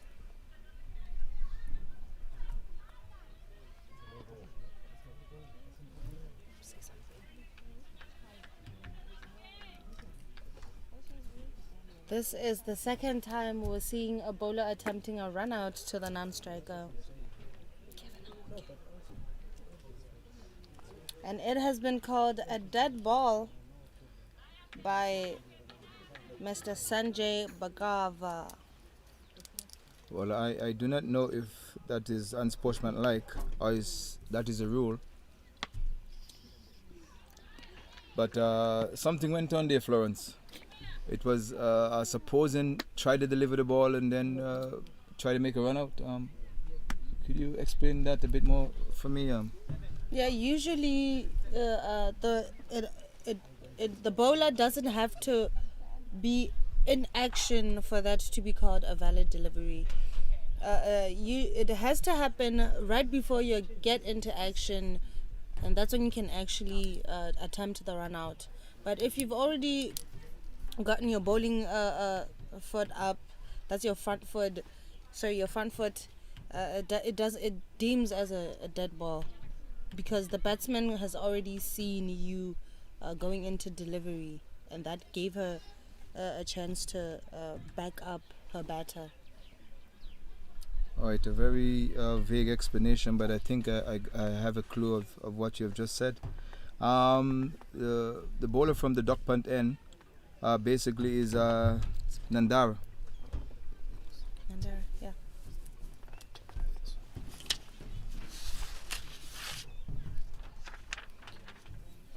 Seven runs conceded in the first over. Definitely not a good start for Uganda. A powerful shot just above shot third. Sorry, that was just above extra cover, managing to get a single. Yeah, well, the intent is there from Namibia. Unlike the first semi-finals, which I think they had a game plan and it didn't work for them, but the intent is there. You could see it from the change of the batting lineup, the opening batting lineup. Namibia, I think, is hoping to try to get this out of the way quickly and go home and start the process again for the next tournament.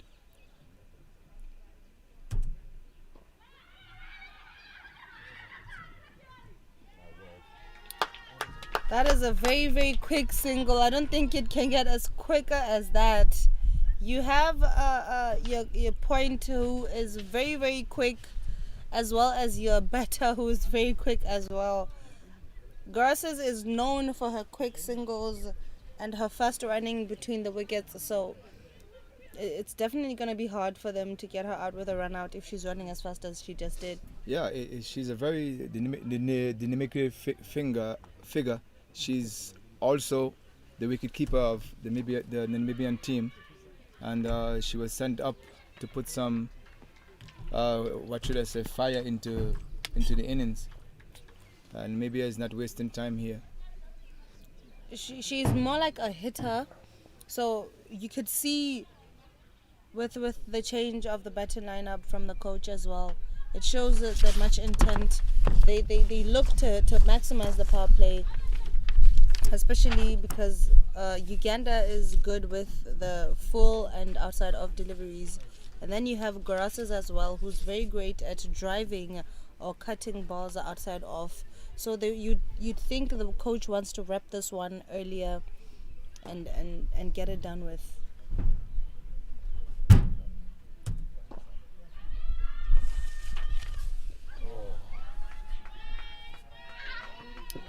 And it's races all the way to the boundary for the first four off the bat by Namibia here in the second innings. That was a great attempt. It could have been a catch, but unfortunately they noticed it a bit late, and that's when they decided to change and bring back mid-on to the boundary.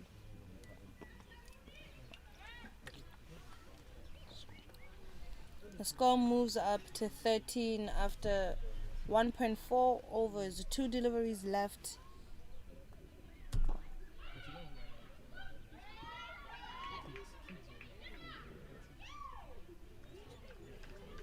You know, every dot ball counts here for Uganda. If they're actually looking to win this one, they have to keep the dot balls coming in. because they faced a lot of them during the first inning. So this isn't a big total to defend. So they have to put in the extra work. Yes, definitely. Uganda had a very slow start in the batting lineup, in particular for the first 6. An attempted slower ball there from Uganda's Immaculate Nandera, but she was punished because it had a lot of flight, costing Uganda and giving a boundary to Namibia. The score moves it to 18 after 2 overs for no loss. Namibia needing 93 to win from 108 balls with 10 wickets in hand. It's definitely going to be a tough defense from Uganda. Yes, Namibia have the gloves off. I hope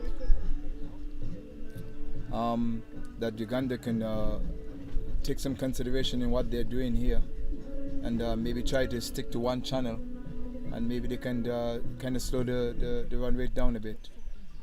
But we'll see what will happen now. Yeah, Kevin is going to bowl a second over from the generator end, what we call the Gulf Coast end.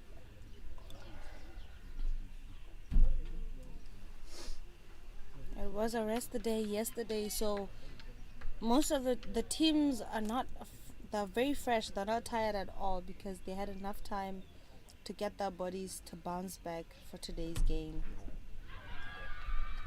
A beautiful delivery there by Kevin Amuge, and she takes out Grasses. A big appeal for LBW, and the umpire puts the finger up and gives Grasses the way back home. Namibia losing their first wicket here after 2.1 overs. I have to say, Kevin really did help her team in taking out Grasses. She's very fast between the wickets, and she's the power hitter for Namibia. And now coming in to replace her will definitely be Van der Merwe. The highest, the batter with the highest runs for Namibia. Her highest score being 70, and her strike rate being 105 with 19 fours. I have to say, Uganda doesn't have to relax yet. They don't have to be that happy for taking Grasses out, because they also have another challenge with Van der Merwe in the middle there. Yes, this is one way to stem the run flow by getting wickets. But there's another top batsman for Namibia is in now. Let's see how she go about that. Would she continue the aggression, or would she watch a couple of overs before they continue the onslaught on Uganda?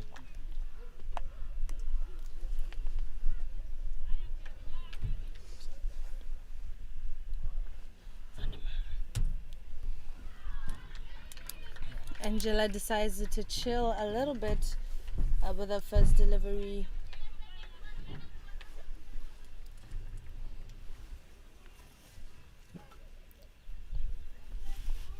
Yeah, Florence. The Uganda seems like they're up for it in the field, and they didn't bat too well. But it seems like now maybe some energy was forced into them by the coaching staff. That was a play in the miss by Van der Merwe. That was a good delivery for me. It was way outside off, but it was inside the bowling line for the umpire. It's a good delivery. Not always so easy to connect to a ball like that, especially if you've taken your middle as your guard. That is smashed to extra cover, and that's 4 runs. The new batsman seems to be continuing the trend of for Namibia. Definitely. Second ball that she has faced, she's definitely before the end of the first power play. Yeah, Van der Merwe just got her first boundary.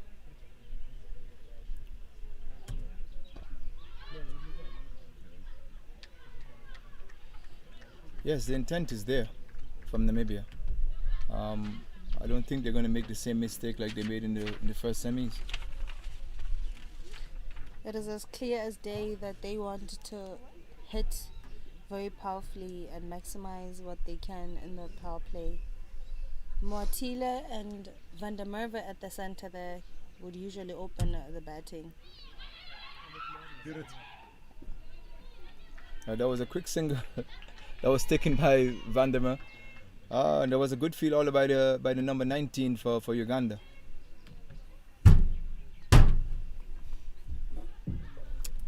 That is Whitney Nasuona. I have to say that was a clean pickup for me, a great stop. If she didn't stop it, it could have been a boundary for. But I have to say the release, the throw back to the keeper. I mean, Moatile was far from making it safe. So if she had just given it a little more power, it could have been a run-out chance. Yes, definitely. That was a clean pickup and a clean throw, but the Namibian batsman was up to the task. The communication between the wickets so far seems to be very good.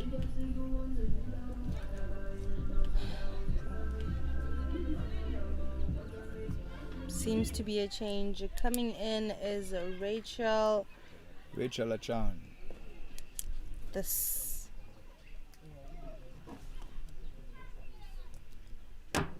She has an economy of 5.4 so far in this tournament.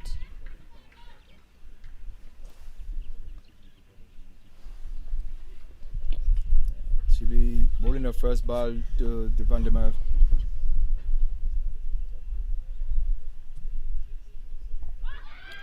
Oh, wicket opportunity. Unfortunately, the ball landed at no man's island. It was a vacant area. It could have been a single as well if Namibia was very quick to notice that.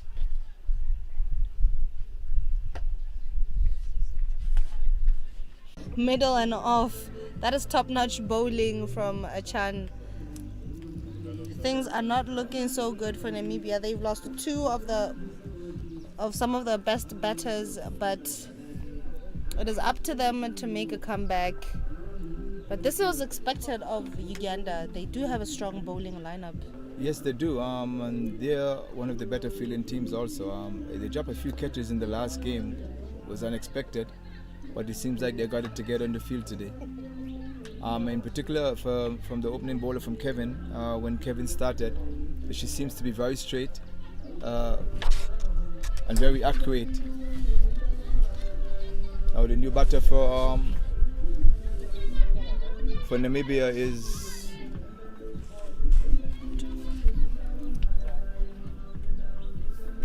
that is the captain Adele Van Zyl, joining Moatile there at the center, and she is our striker batter here.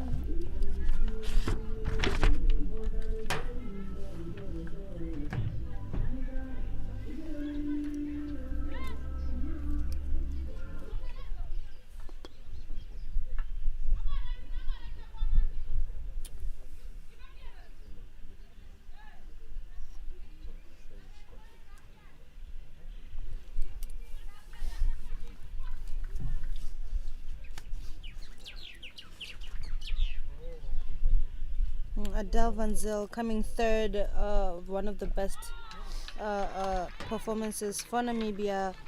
She has 21 as a highest score with a strike rate of 72. She has 4 boundary fours so far in this tournament.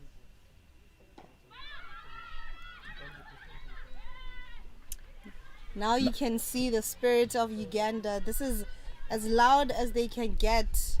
They seem to be happy with the past 2 wickets. Yeah, definitely. Just a small setback, I think, for Namibia.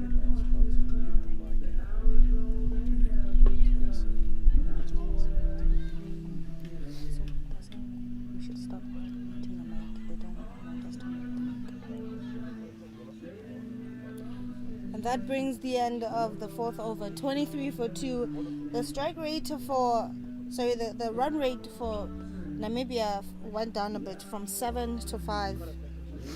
The required one is 5.5. They're at 5.75. So it looks like they still have the upper hand, although they lost 2 of the wickets.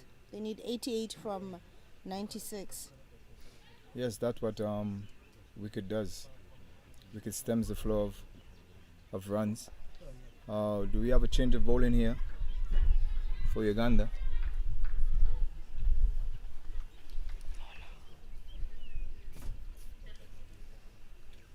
Lorna Anyait coming in from the golf course end. Moatile to face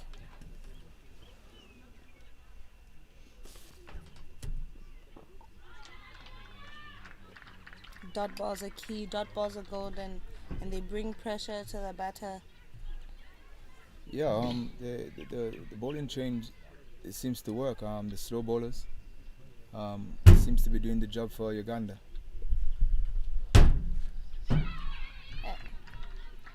Misses off stump, just a little bit going on over the wickets there. But was it a short ball for Moatile to try and sweep? Yeah, it was a length ball, but I think she should have a look for a couple of balls before she makes such decisions. The wicket is very slow, and the bowler also is very slow. So she needs to pick up the pace of the ball, in particular from the bowler point of view.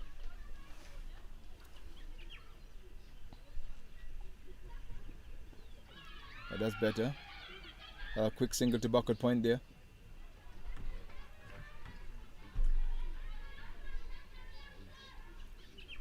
Yes, the Ugandan is storming back here. Namibia need to get a hang of this game as soon as possible, because they don't have much a big hitter back there, maybe only 2. And we all know Uganda bowling is much better than their batting, and also the fielding is also up to par today. You're right. I think right now Kaylee and Joranda Furry would be the 2 remaining hitters for Namibia. So I think the 2 at the center that need to at least push this to maybe 13 or 15 overs. They need to keep or build a partnership. But yes, Uganda didn't do too well in the batting department.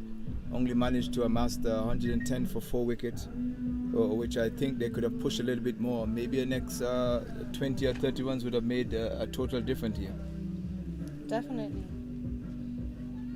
But we also hope to see and hope that we get one of those interesting matches where you see a point where 10 runs are needed from 10 balls or 10 runs are needed from 5 balls. You know, that's the kind of competition that we always love to see. Yeah, we like those chillers. We love those chillers.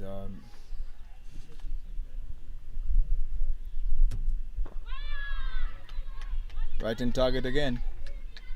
I have to say, I am amazed by the bowling of Uganda. Although I'm used to it, but I keep getting amazed every day because they have such consistency and. Yes, they seems to have it together. In the fielding point of view, the bowling and the fielding. If they can just have a little bit more outright planned with their batting, I think the team could have really done more in this competition. That was a clean pickup again, a good fielder. Oh, and that was a missed run out here by Uganda. That could have taken Adele Van Zyl, the captain for Namibia, back to joining her teammates at the stands. Yeah, Namibia is living up to the expectation here. The feeling has been very sharp, so Namibia have to be careful.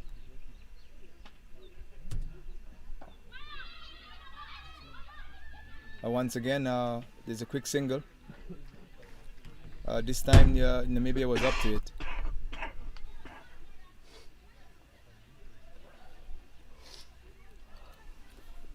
The previous games between these two Florence, Uganda won by 4 wickets after Namibia had scored 85 runs. So it seems to be here again another low-scoring game. You're right. Uganda not doing much with the bat, as we know they could, but they're really maximizing their bowling intent here. You can already see that they want to get the batsmen out other than keeping them in there.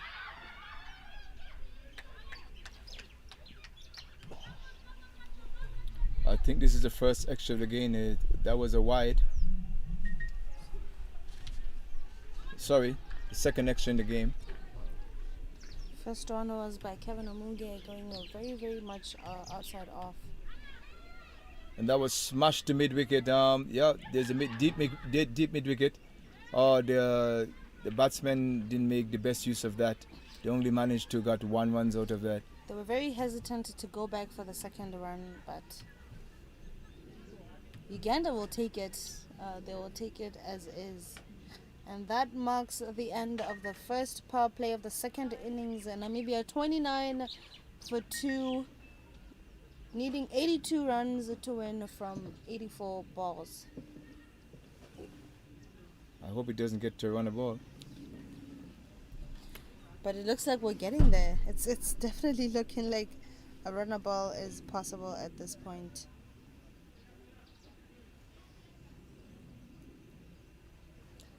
Now it's Van Zyl will be facing up to Rachel. No, Lorna. To Lorna. Yeah.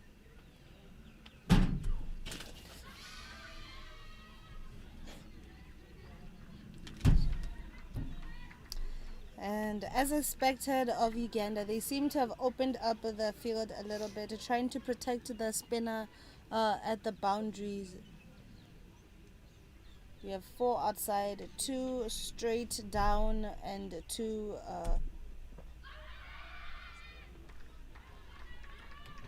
Yeah, just like Namibia, they only had 2 fielders out, even though after the first power play. Well, they don't have much runs to go about. So the infield stay within, most of them stay within the 30 yards. They're trying to stem the quick singles here, Florence. They have to look as much for many runs as they can, because once it becomes a tight game, the pressure's going to be on for the batters in the middle there. That was smacked by Van Zyl, straight to mid-on, and that's 4 runs. A boundary for Moatile.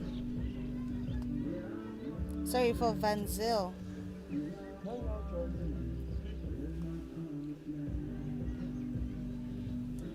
Bringing the score to 33 after 6.4 overs. But you know, this is something I've noticed throughout this whole tournament for all the teams. Long on and long off seem to go wider than possible, and most of the batting teams, they tend to score straight down the center, in between the 2 at the deep. And I wonder if that's something that they should correct as well. Yeah, that was a chance there. The wicketkeeper didn't seem to pick it up. There was a chance missed there. That could have been the 3rd wicket down for Namibia.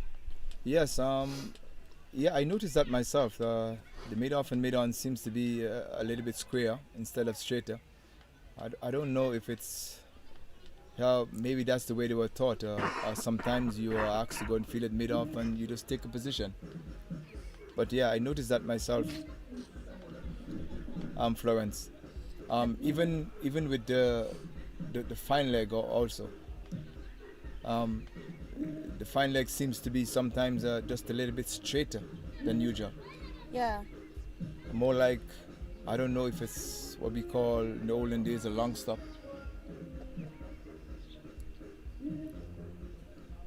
Just It seems someone has sent a message out. The mid-off and mid-on seems a little bit straighter. That was a quick single by Van Zyl. Oh, that was... Didn't pick up too cleanly by Van Zyl, but...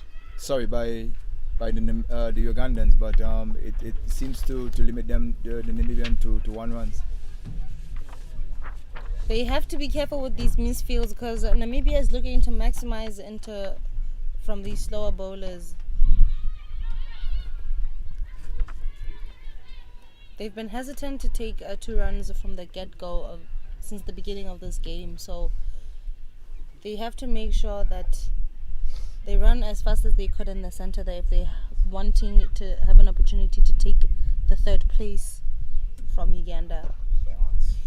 That was a beautiful shot, and even long off could not stop it. It was tracking so fast to the boundary, and that brings Namibia 40 for 2 after 7.3 overs.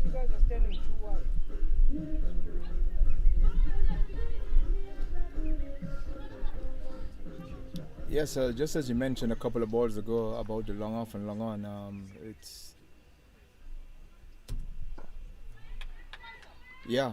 that ball was smacked pretty straightly to mid-off, and the mid-off fielder has had no chance. She just made a minor adjustment here. It just comes a little bit straighter.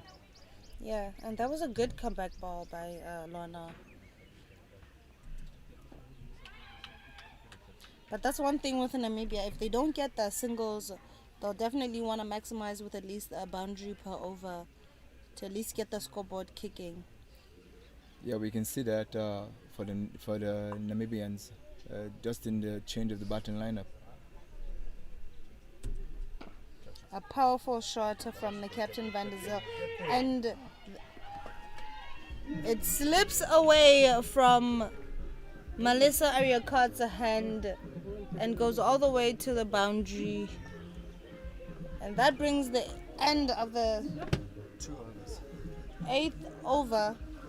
44 for 2. That is Namibia.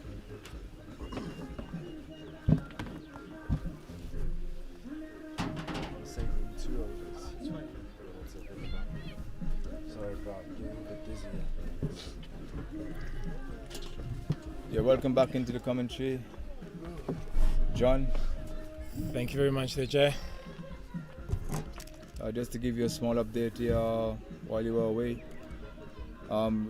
We can see the intent by the Namibians just by the changing of the bottom lineup. They seems to have that intent in trying to get the score and get it as quick as they can. The Ugandan, on the other hand, up until the last over, was bowling quite, we should say, reasonably well, and the fielding was also reasonably well, and they missed a few chances, in particular the 3rd ball of the last over, where they misjudge Skyer. Yeah. Oh,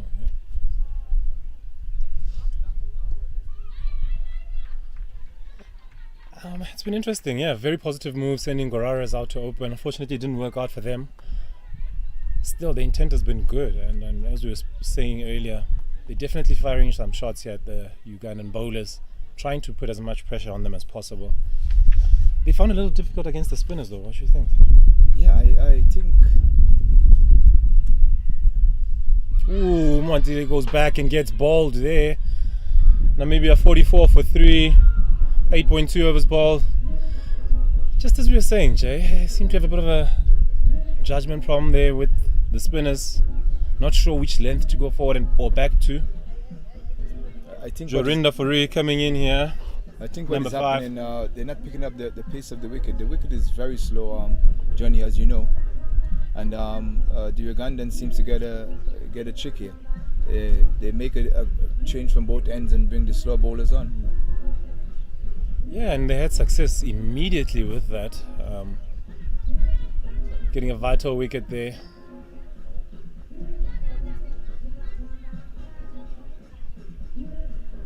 Yeah, when the Ugandans were batting, it seems like they didn't have much urgency when they were batting, Jano.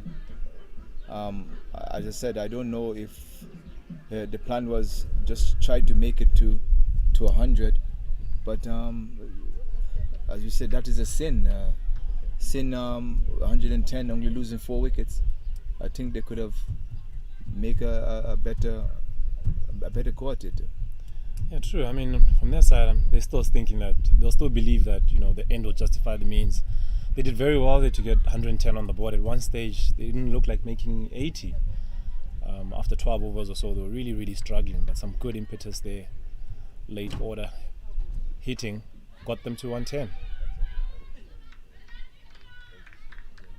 You'll know from the Namibian attack as well, predominantly seam attack. So that will be what they face a lot of in the nets. So they have to find a way here against spin. It's not going to be easy, but there are opportunities there for singles.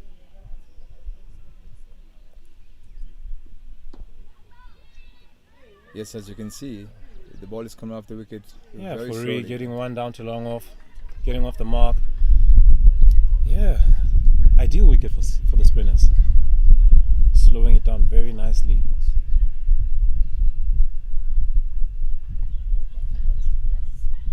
What do you think about the field set now? Yeah, very orthodox.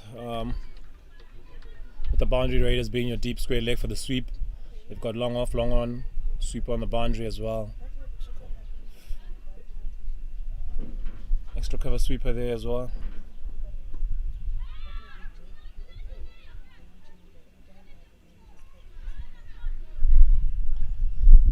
Single there by Van Zyl to end the over. Well, this is all the doctor ordered. 46 for 3, 9 overs bowled. This is all the doctor ordered for Namibia. Just tap it around, tap it around, and take the boundaries whenever it's given to them. Yeah, I love the way Van Zyl got inside the ball there, shifting over to the offside just to find her way. That's what I said that's what I meant when I said you need to find your own way here to get the single. Early on, Uganda, even in the power play and after the power play, a couple of overs after the power play, they seems to have the feelers tucked in until there was 2 boundaries by Van Zyl that actually caused them to push the feelers back. And we noticed about the field setting, the mid-off and mid-on seems to be a little square, but now it seems like they make the adjustment, being a little bit straighter, in particular for Van Zyl.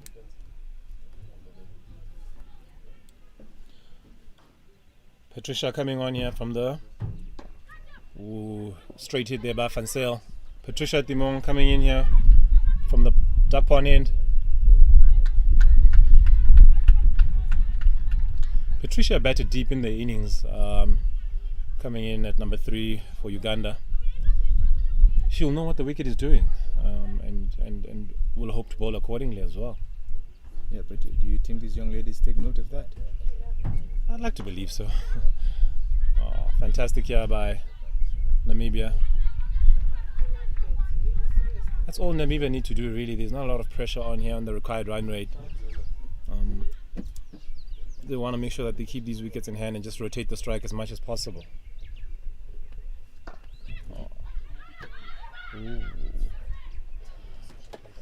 One there for Van Zyl there to extra cover. The Ugandan seems to be feeling quite well. That's one of their strong points also.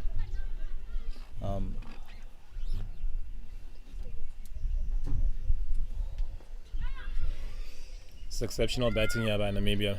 Ticking it over very nicely here. Fourie coming back for 2.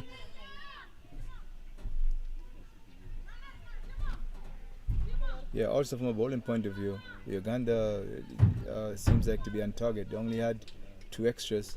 I think it was 2 wides and 2 leg byes.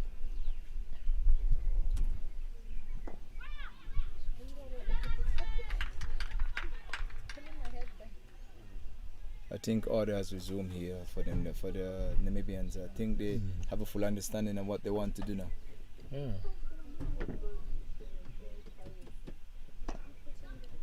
Top shot straight there. Good stop there.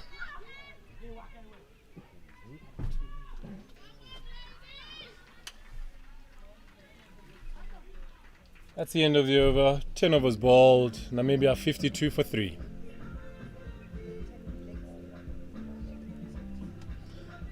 They're right on course here for a good chase. Just need some good sensible batting to end it up here. Yeah, but a fall of 1 or 2 wickets, we could have an exciting finish here. Yeah, very true. Could put the cat amongst the pigeons for sure.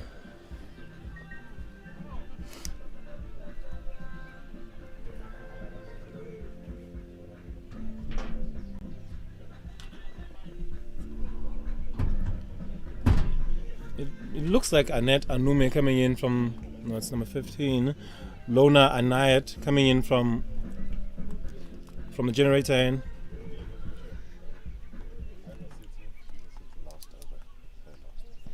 Her last over here.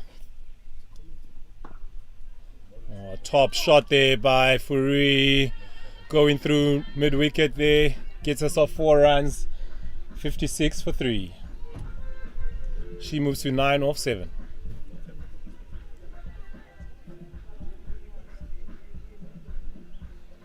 Lona will be a bit disappointed there. She had only conceded 8 runs up to that point off her 3 overs.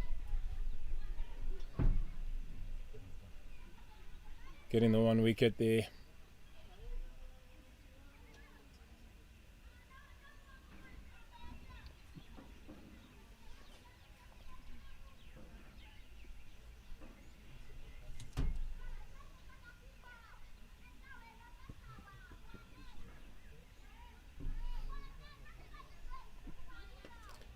Slight delay here. Uganda getting their field positions right.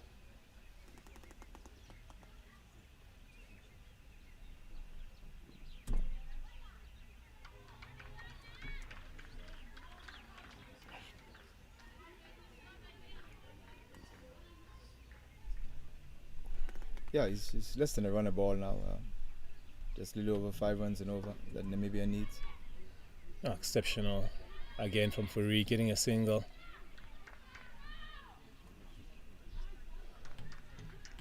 Playing this exceptionally so far. She's come in, barely faced the dart, been ticking right from ball 1. What I notice about most of these teams, some of these ladies have good arms. Yeah, it's unbelievable. Some of them throwing it on the floor from the boundary side. Oh, big shot there. Fielder settling under it. Backtracking. Oh, huge shot there from Fansea. She gets us off at 6. Namibia 63 for 3. Sensational shot there. Yes, Johnny. Her intent was there from the time she comes into bat. As I said, the Namibians changed the bottom line up a bit, and they're a bit more aggressive than the first semi-finals they had.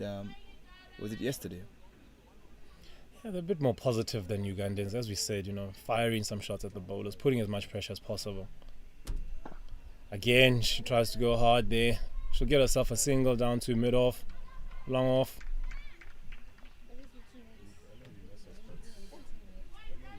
Fansea here striking at a 27 of 23 balls, 117 run strike rate, 3 4s and 1 6. Oh, Furi goes bang again there, down to mid-on. Oh, bad bounce there for the fielder. She gets us off another run. 68 for 3. 11 overs ball. Yeah. Top over there, getting 16 runs from that over.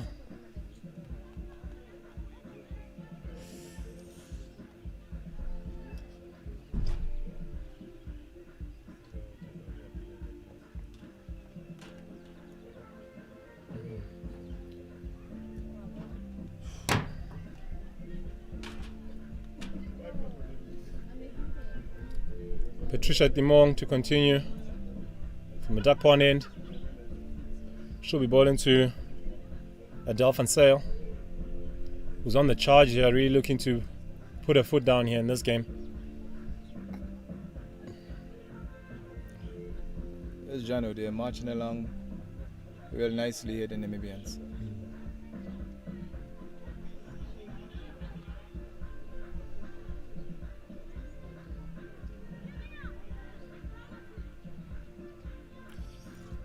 Just needed another 42 runs.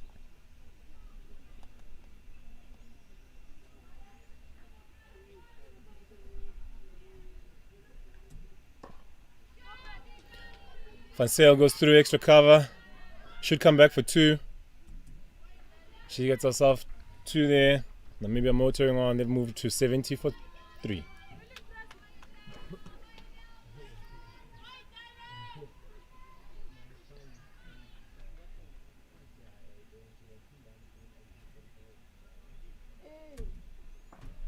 She goes to the deep mid-wicket there. Will be looking to push hard there, come back for 2nd. Not possible. Picks up a single. Yeah, clearly there she's going hard. Foury's job will be to support her and just give her the strike as much as possible.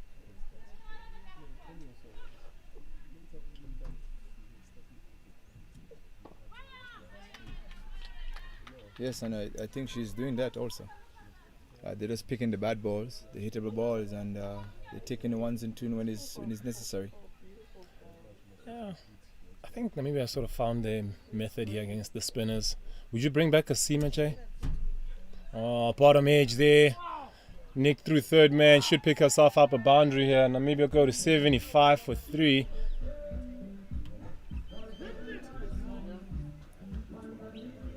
Yeah, I think they should consider bringing back Kevin, one of the opening bowlers from the. She bowled pretty okay. Just a change, give Namibia something different to look at. Yeah, there's a huge momentum currently with Namibia, and Uganda not sure how to react to it.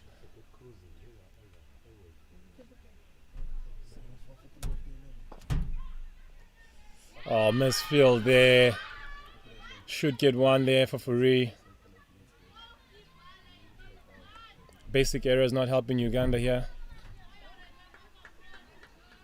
Yeah, I don't know if it's a set plan that when the bowlers come on, if they have to bowl at least 2 overs, you can give a bowler 1 over and make a change.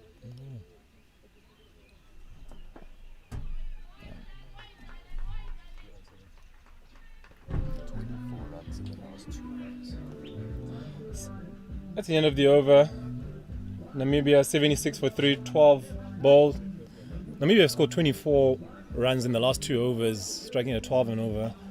Hence what I meant by the momentum shift here.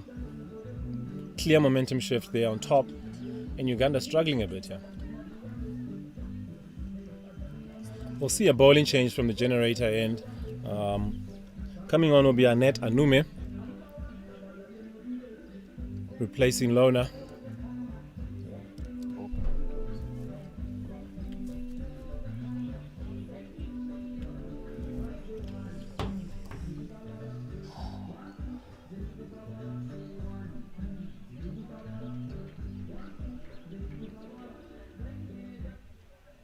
Johnny, the sun came out with a bang this morning, huh? Yeah. Yeah, we can even feel the heat here from the commentary box. Not too much wind to speak of either.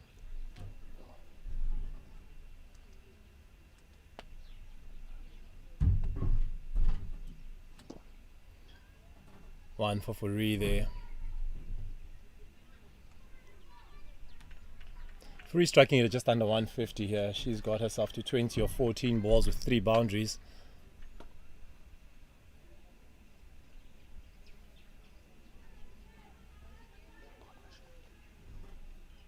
Partnership 33 here, and she's contributed 20 of it. Very positive. Are you looking forward for the final this afternoon? Yeah, I think it'll be sensational to witness one of these ladies, one of these teams qualify for the Under-19 Women's World Cup. Nell goes straight again there, down to long on for 1. And who's your money on this afternoon? I've never been able to split the size, and I've had a good look at them now. Very similar in the way they go about it, similar with their spinners as well. Rwanda has a bit more pace in their lineup, so I tend to give them a little bit of an edge, but the wicket necessarily doesn't allow. It's not a belter, it's not a green belter, so spin is still going to be critical. They're great fielding there, backing up her teammate there, only saving it, keeping it down to 1. Yourself, who's your money on? Yeah, Tanzania is a team that I know and I like. Rwanda is is more of the unknown. Late development in cricket.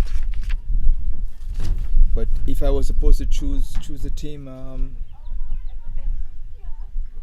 I think I would choose Tanzania, but I would want Rwanda to win. Nell goes high there, chance at long off. She takes it, sensational catch there. Uganda get a breakthrough. Namibia 79 for 4. Nell goes there after sensational knock. Fansea Ladell 38, 21 balls faced.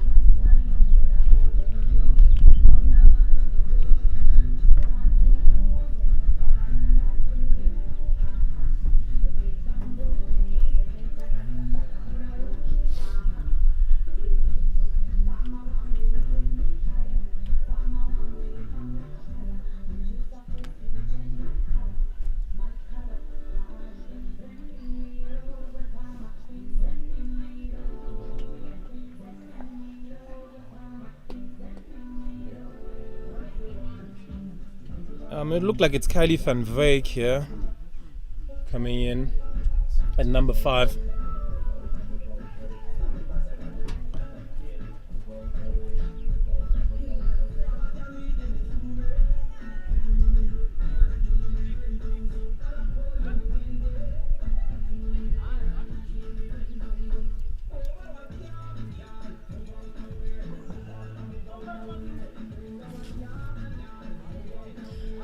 Yeah, look, if I had to maybe perhaps not sit on the fence regarding today, I'd like to see Rwanda get through. I think I'd like to see how they match up, their skills with the other countries at the World Cup. They're definitely a team that excites me. Their fielding is exceptional. They have some quality batting and power as well throughout that lineup.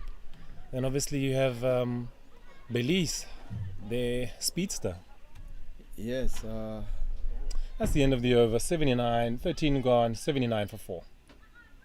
Yeah, I really love Tanzania. The discipline, the way they react under pressure, and they are very, very good fielding team. Yeah, and that's a plus. Going into a final, we are very critical about most of the teams, the amount of catches they have dropped, but Tanzania seems to have it together in that department. Yeah, they've been phenomenal on the park. Potentially one of the best fielding sides at this competition. Furi goes bang again through mid-wicket, should pick herself up a boundary here, and she does. She continues to motor along. Namibia 84 for 4.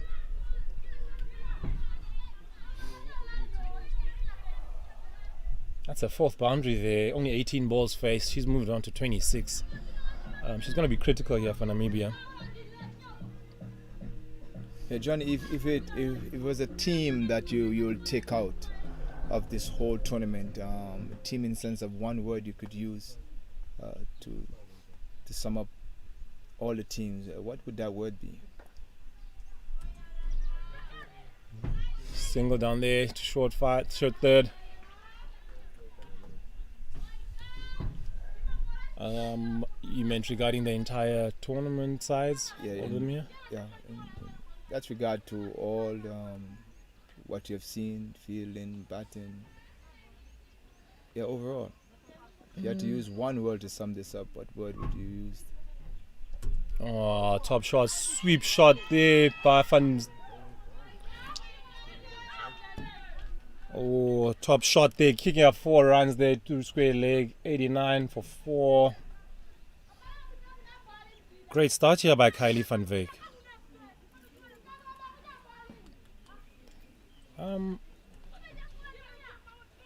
I had to use one word, very difficult question there.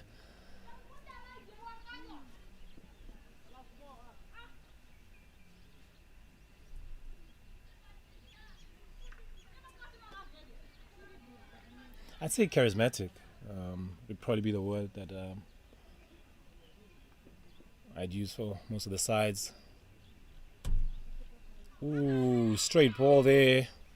Another sweep shot missed, dot ball.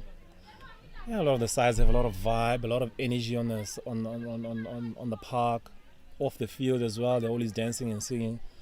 So that's another way that I'd use to sort of describe most of them. Very charismatic sides. Ooh, width there. Yeah, all these teams, it's just the determination in most of these players. But the word I would use, I think. Oh, another sweep shot there down to the deep. Should just be one. Kylie van Wyk really looking good on that sweep shot. That's the end of the over. Namibia 90 for 4, 14 overs bowled, requiring another 12 runs in 6 overs. Yes, considering all the rawness of some of these talents here, that word I would use is basically determination. How determined they were. Most of them putting their bodies in the line, and we have seen some magnificent catches also. Oof, yeah. A lot of unusual things, gobbled balls. Some of the girls during the process of the early part of the tournament, they were heat struck, and they're still determined to stay on the field. Yeah, true. I think that's similar to another word I was looking for. I was probably going to also go with courage or courageous. So yeah, determined I think sums them up pretty well. Very competitive.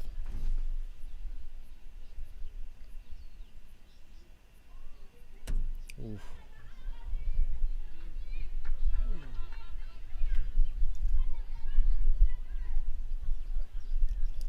Bowling change. Seema coming on from the generator end. Kevin Amuge starting off with a wide there. 11 runs to win.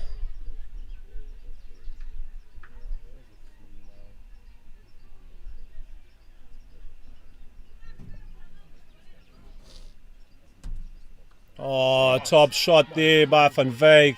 1 bounce 4, pull shot there. Namibia moving to 95 for 4.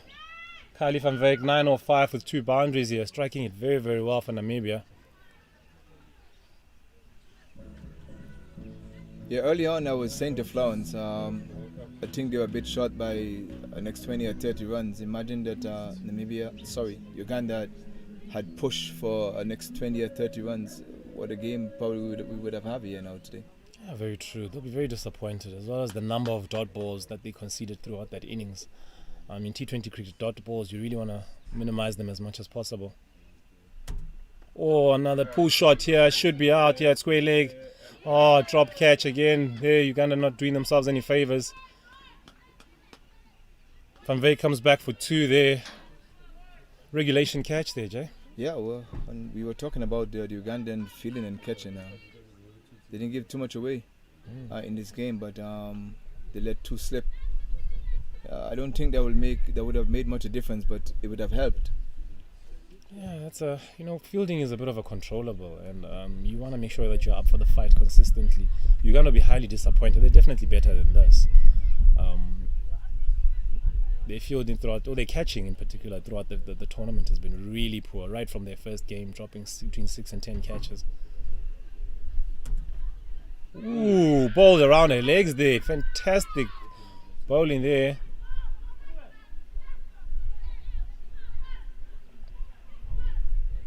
Kylie has to go. 97 for 5 here. Kylie did well there, getting herself 11 off 7 balls.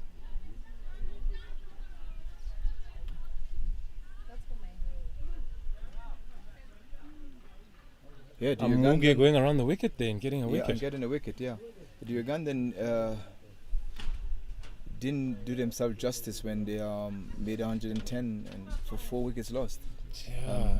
They had the opportunity to push a bit deeper. They had wicket in hands. Yeah. It was really disappointing. As I said earlier, it just seemed like they didn't want to really fire any shots at the Namibians, just taking what they can get from them. A little bit more impetus and pressure. They could have gotten up to about 130,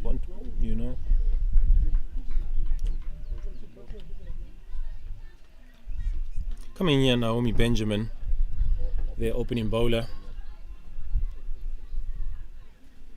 Sure want to ensure she's there at the end. We share the same.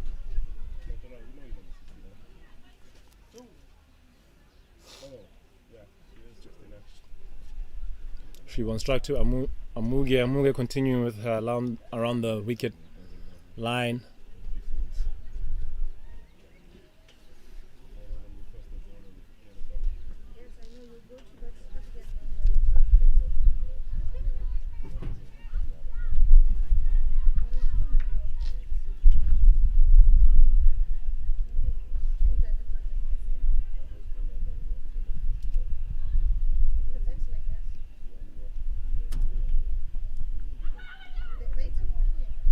Dot ball there. One thing that stood out for me as well, Jay, is I think the umpires have also been lenient on the running on the wicket. As you'd see Amuge there bowling around the wicket and still following through on towards her left. Not ideal there. She'd want to follow through and make sure she gets off the wicket on her right side. Yes, the officials have been very accommodating in sense of even some of the injuries, the water breaks, the messages. Ooh. Another dot there. Yeah, I picked it up earlier. I mean, as an opening batsman, that was something that really didn't stand well for me when I see bowlers running on the wicket. It never pleased me much.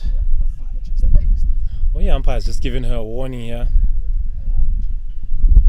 Nice to see, getting them ready and letting them know that this is international cricket and you need to play accordingly.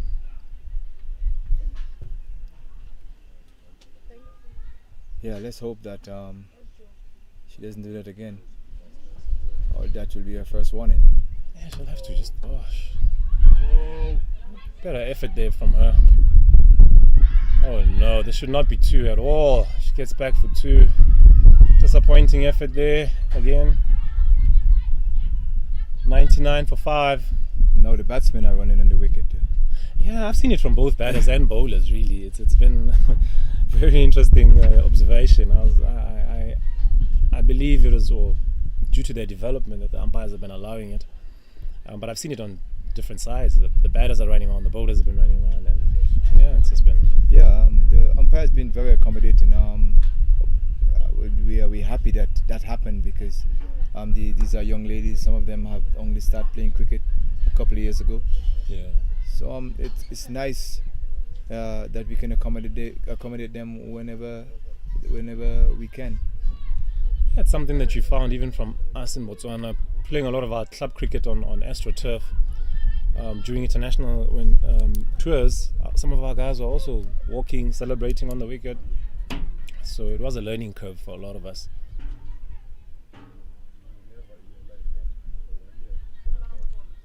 Furi batting on 27, 19 balls fair. She's striking at 140 to face Annette Anume.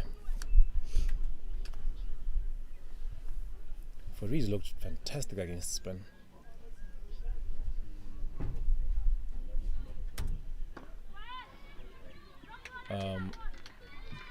Yeah, she seems to have the pace of the wicket. Yeah, she knows her game. She's looking to play the spinners off the back foot. She's not looking to lunge much forward.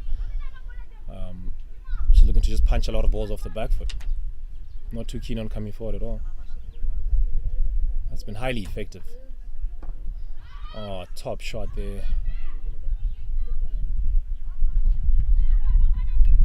There's a calmness and an almost effortless approach in the way she scored her runs. That's 100 up here, coming up in the 16th over. Or maybe 100 for 5. 11 runs to go.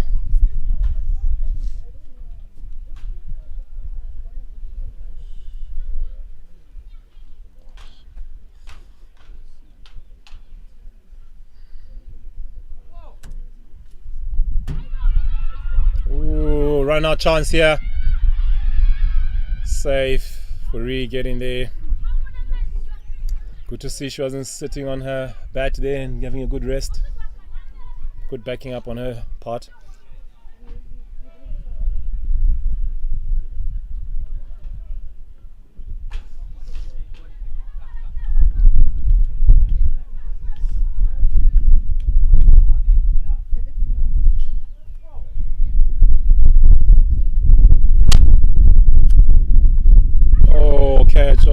soft dismissal there by Fourie, looking for one of those back foot punches again.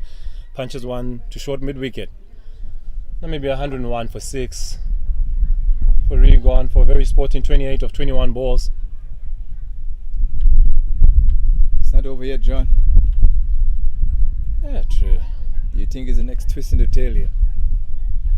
That's what Uganda will be wanting. Show a bit of fight here.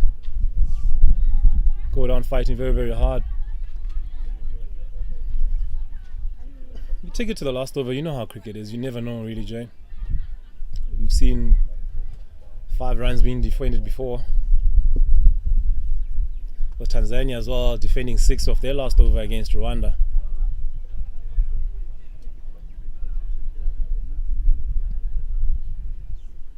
Do you particularly like to take the game to the last over, or were you one of those that wanted to end it a bit sooner? Yeah, for me, the quicker the better. Try to avoid some of those jitters. Yeah. I always look at it. Try to finish in the second to last over. Don't take it to the last over if you don't have to. Yeah, I'd agree with you, Jay. And that's why I usually target my 15th, 16th, and 19th over. Because usually Maria Ngauli coming in here, number 8.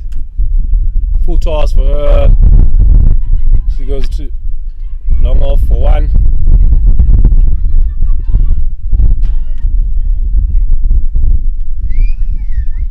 Yes, bowlers are usually coming back on their second spell, the last over, having fully warm, and you get a chance to try to get the first 1 or 2 away, and then put them under pressure for the next 4 balls. Ooh, edge past the keeper there, down to third man. They'll be looking to get 2. Ooh. Very slack running there, only gets them a single. At the end of the over, 103 for 6. 16 overs bowled now.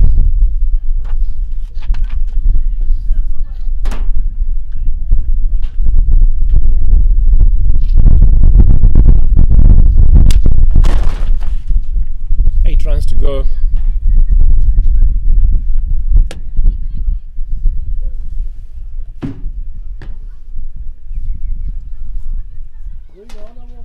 I think Namibia is looking for a payback here.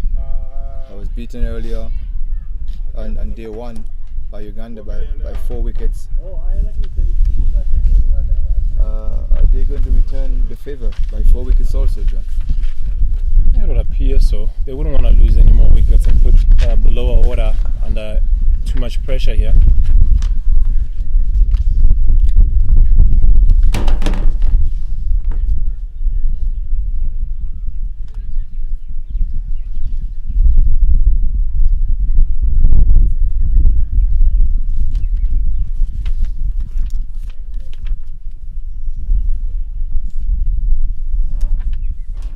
Wide ball.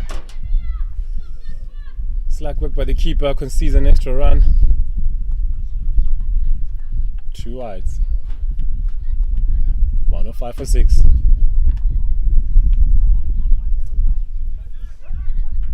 Yeah, it looks like Uganda fate has been sealed now. Just a matter of time. Either in the 17th or the 18th over. What do you think about the tournament so far, in sense of all the teams?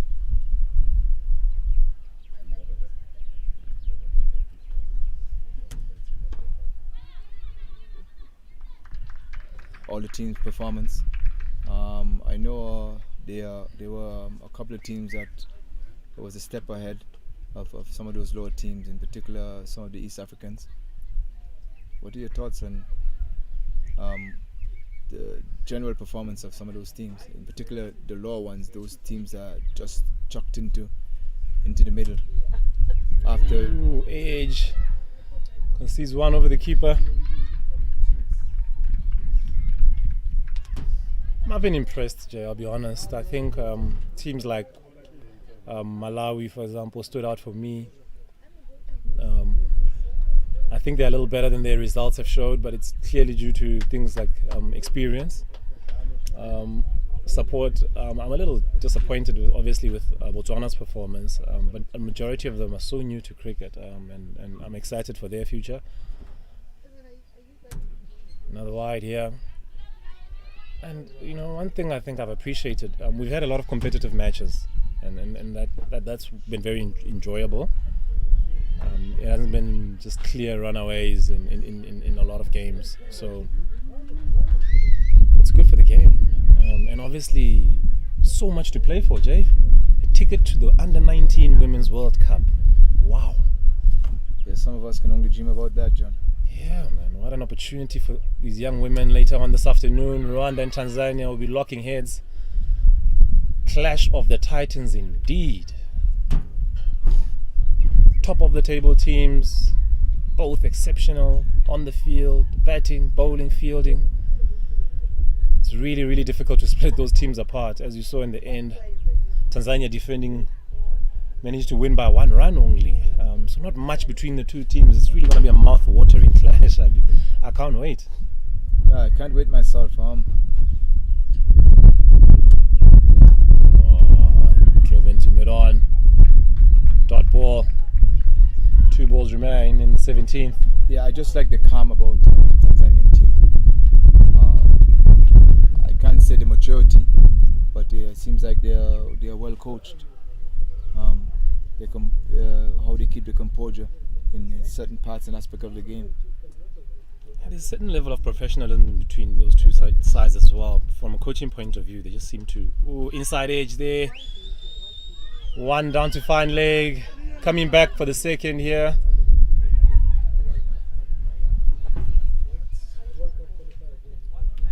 $109 for 6, 2 runs to go. Yeah, and I like the rawness of Rwanda. They are raw. Pace, energy, batting, hitting. That is just something in the game that we all like to see. Yeah, if I may explain for our viewers, I believe what you mean by raw, I think you mean their aggression, their intent basically. A lot of intent both with the bat and the ball. Ooh, a leg by here for 1. Scores a level. 110 for 6, 17 bowled. 1 ball. Jay, it'd be nice to see a boundary here to finish it. Yeah, it would be nice. But either, I think Namibia is going to cruise to victory. And Uganda can say, well, tough luck, we didn't do it well today. Yeah, again, they'll always look at their batting, and like I said, a lot of missed opportunities there, rather not showing enough intent in their batting, and that's something that they'll work on. 1 to win here. Anume to continue on it from the duck pond end.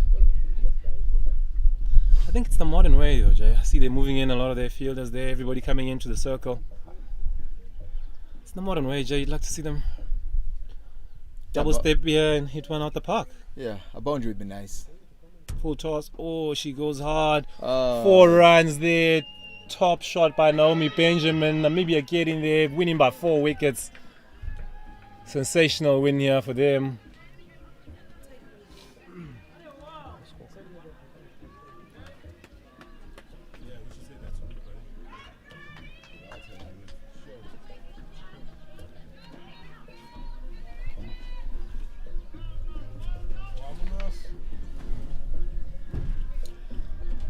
Top effort here in the 3rd and 4th playoff here. We had Namibia winning the toss, sending Uganda in to bat. In the 20 overs, Uganda managed 110 runs. Opener Mohammed, the captain, getting 22 of 28. With Patricia Timong getting 18 runs of 42 balls. Impetus there by Melissa Ariakot getting 30 of 32 balls, as well as Sandra Achao getting 26 of 19 there, striking it at 136. Sensational. From the bowling side of Namibia, you had Jorinda Fourie in her 4 overs getting 2 wickets and only conceding 9 runs there. Exceptional bowling from her part. Good contributions as well from Adele van Zyl, getting 1 for 6 from her 1 over. In reply, Namibia scored 114. They chased the score down in just less than 18 overs. You had contributions right throughout their innings, with Jorinda Fourie getting 28 of 22 balls. The captain Adele van Zyl, they're getting 31 from 29 balls.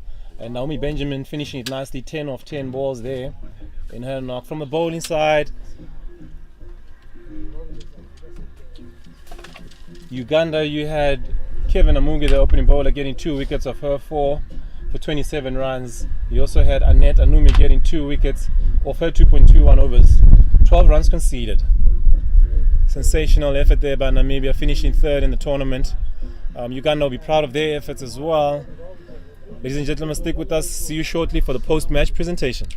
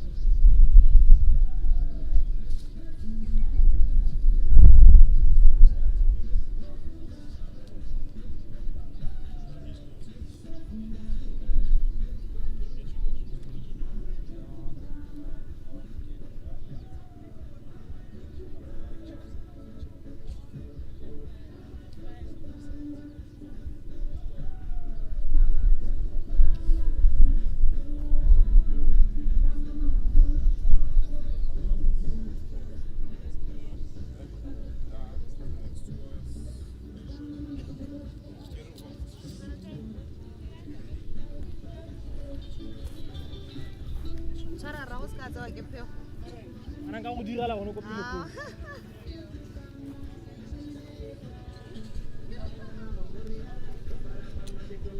you guys come a bit closer?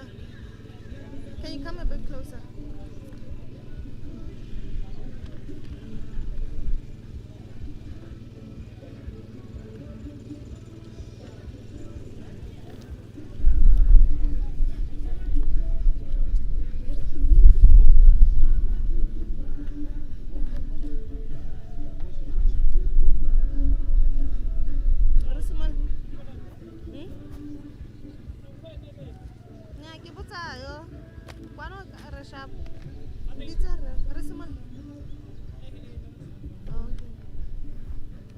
Can you guys come a bit closer, please?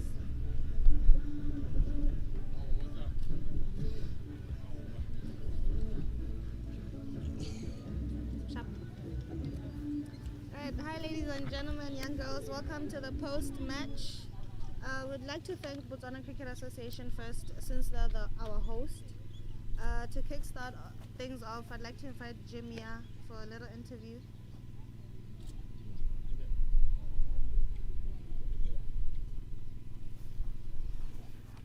Hello Jimmy, how are you? Speak up a bit louder. It's okay. You lost the third place match today. How does that make you feel? In every sport there is always a winner and a loser. So it is not a match that every day we have to win. There is always one champion. You can never beat two champions. I can say well played to Namibia and well played to Namibia. And now Adele from Namibia. You won the toss and elected to field. Was that the strategy? My coach actually told me I should go with my gut feeling today, and I had a feeling we could start off as a team well in the field and set the tone for the whole game. Alright, so obviously you're not going to the finals. Is there any experience you're taking back home with you today? It was a hard tournament for us, but we satisfied with the last game, ending off well. And we're moving forward as a team, and there's a lot of youngsters that have learned a lot here, and we're going to take that experience back home. Alright, thank you. We do have a few noticeable performances from both the teams. From Uganda, we have Melissa, who left the innings and not out, scoring 30 runs from 32 balls, having 2 boundary fours, and we also have Sandra, who got 26 from 19 runs. And from Namibia, we have the captain herself, Adele, 31 runs from 29 balls, and conceding only 9 runs off her 4 overs and 2 wickets. Wat 'n voorbeeld in Engels? Example. I just wanted to be example for the other. Wat 'n voorbeeld in Engels? Example. I just wanted to be example for the other players and motivate them to bowl better also. All right, thank you. Thank you. But enjoy the rest of your day.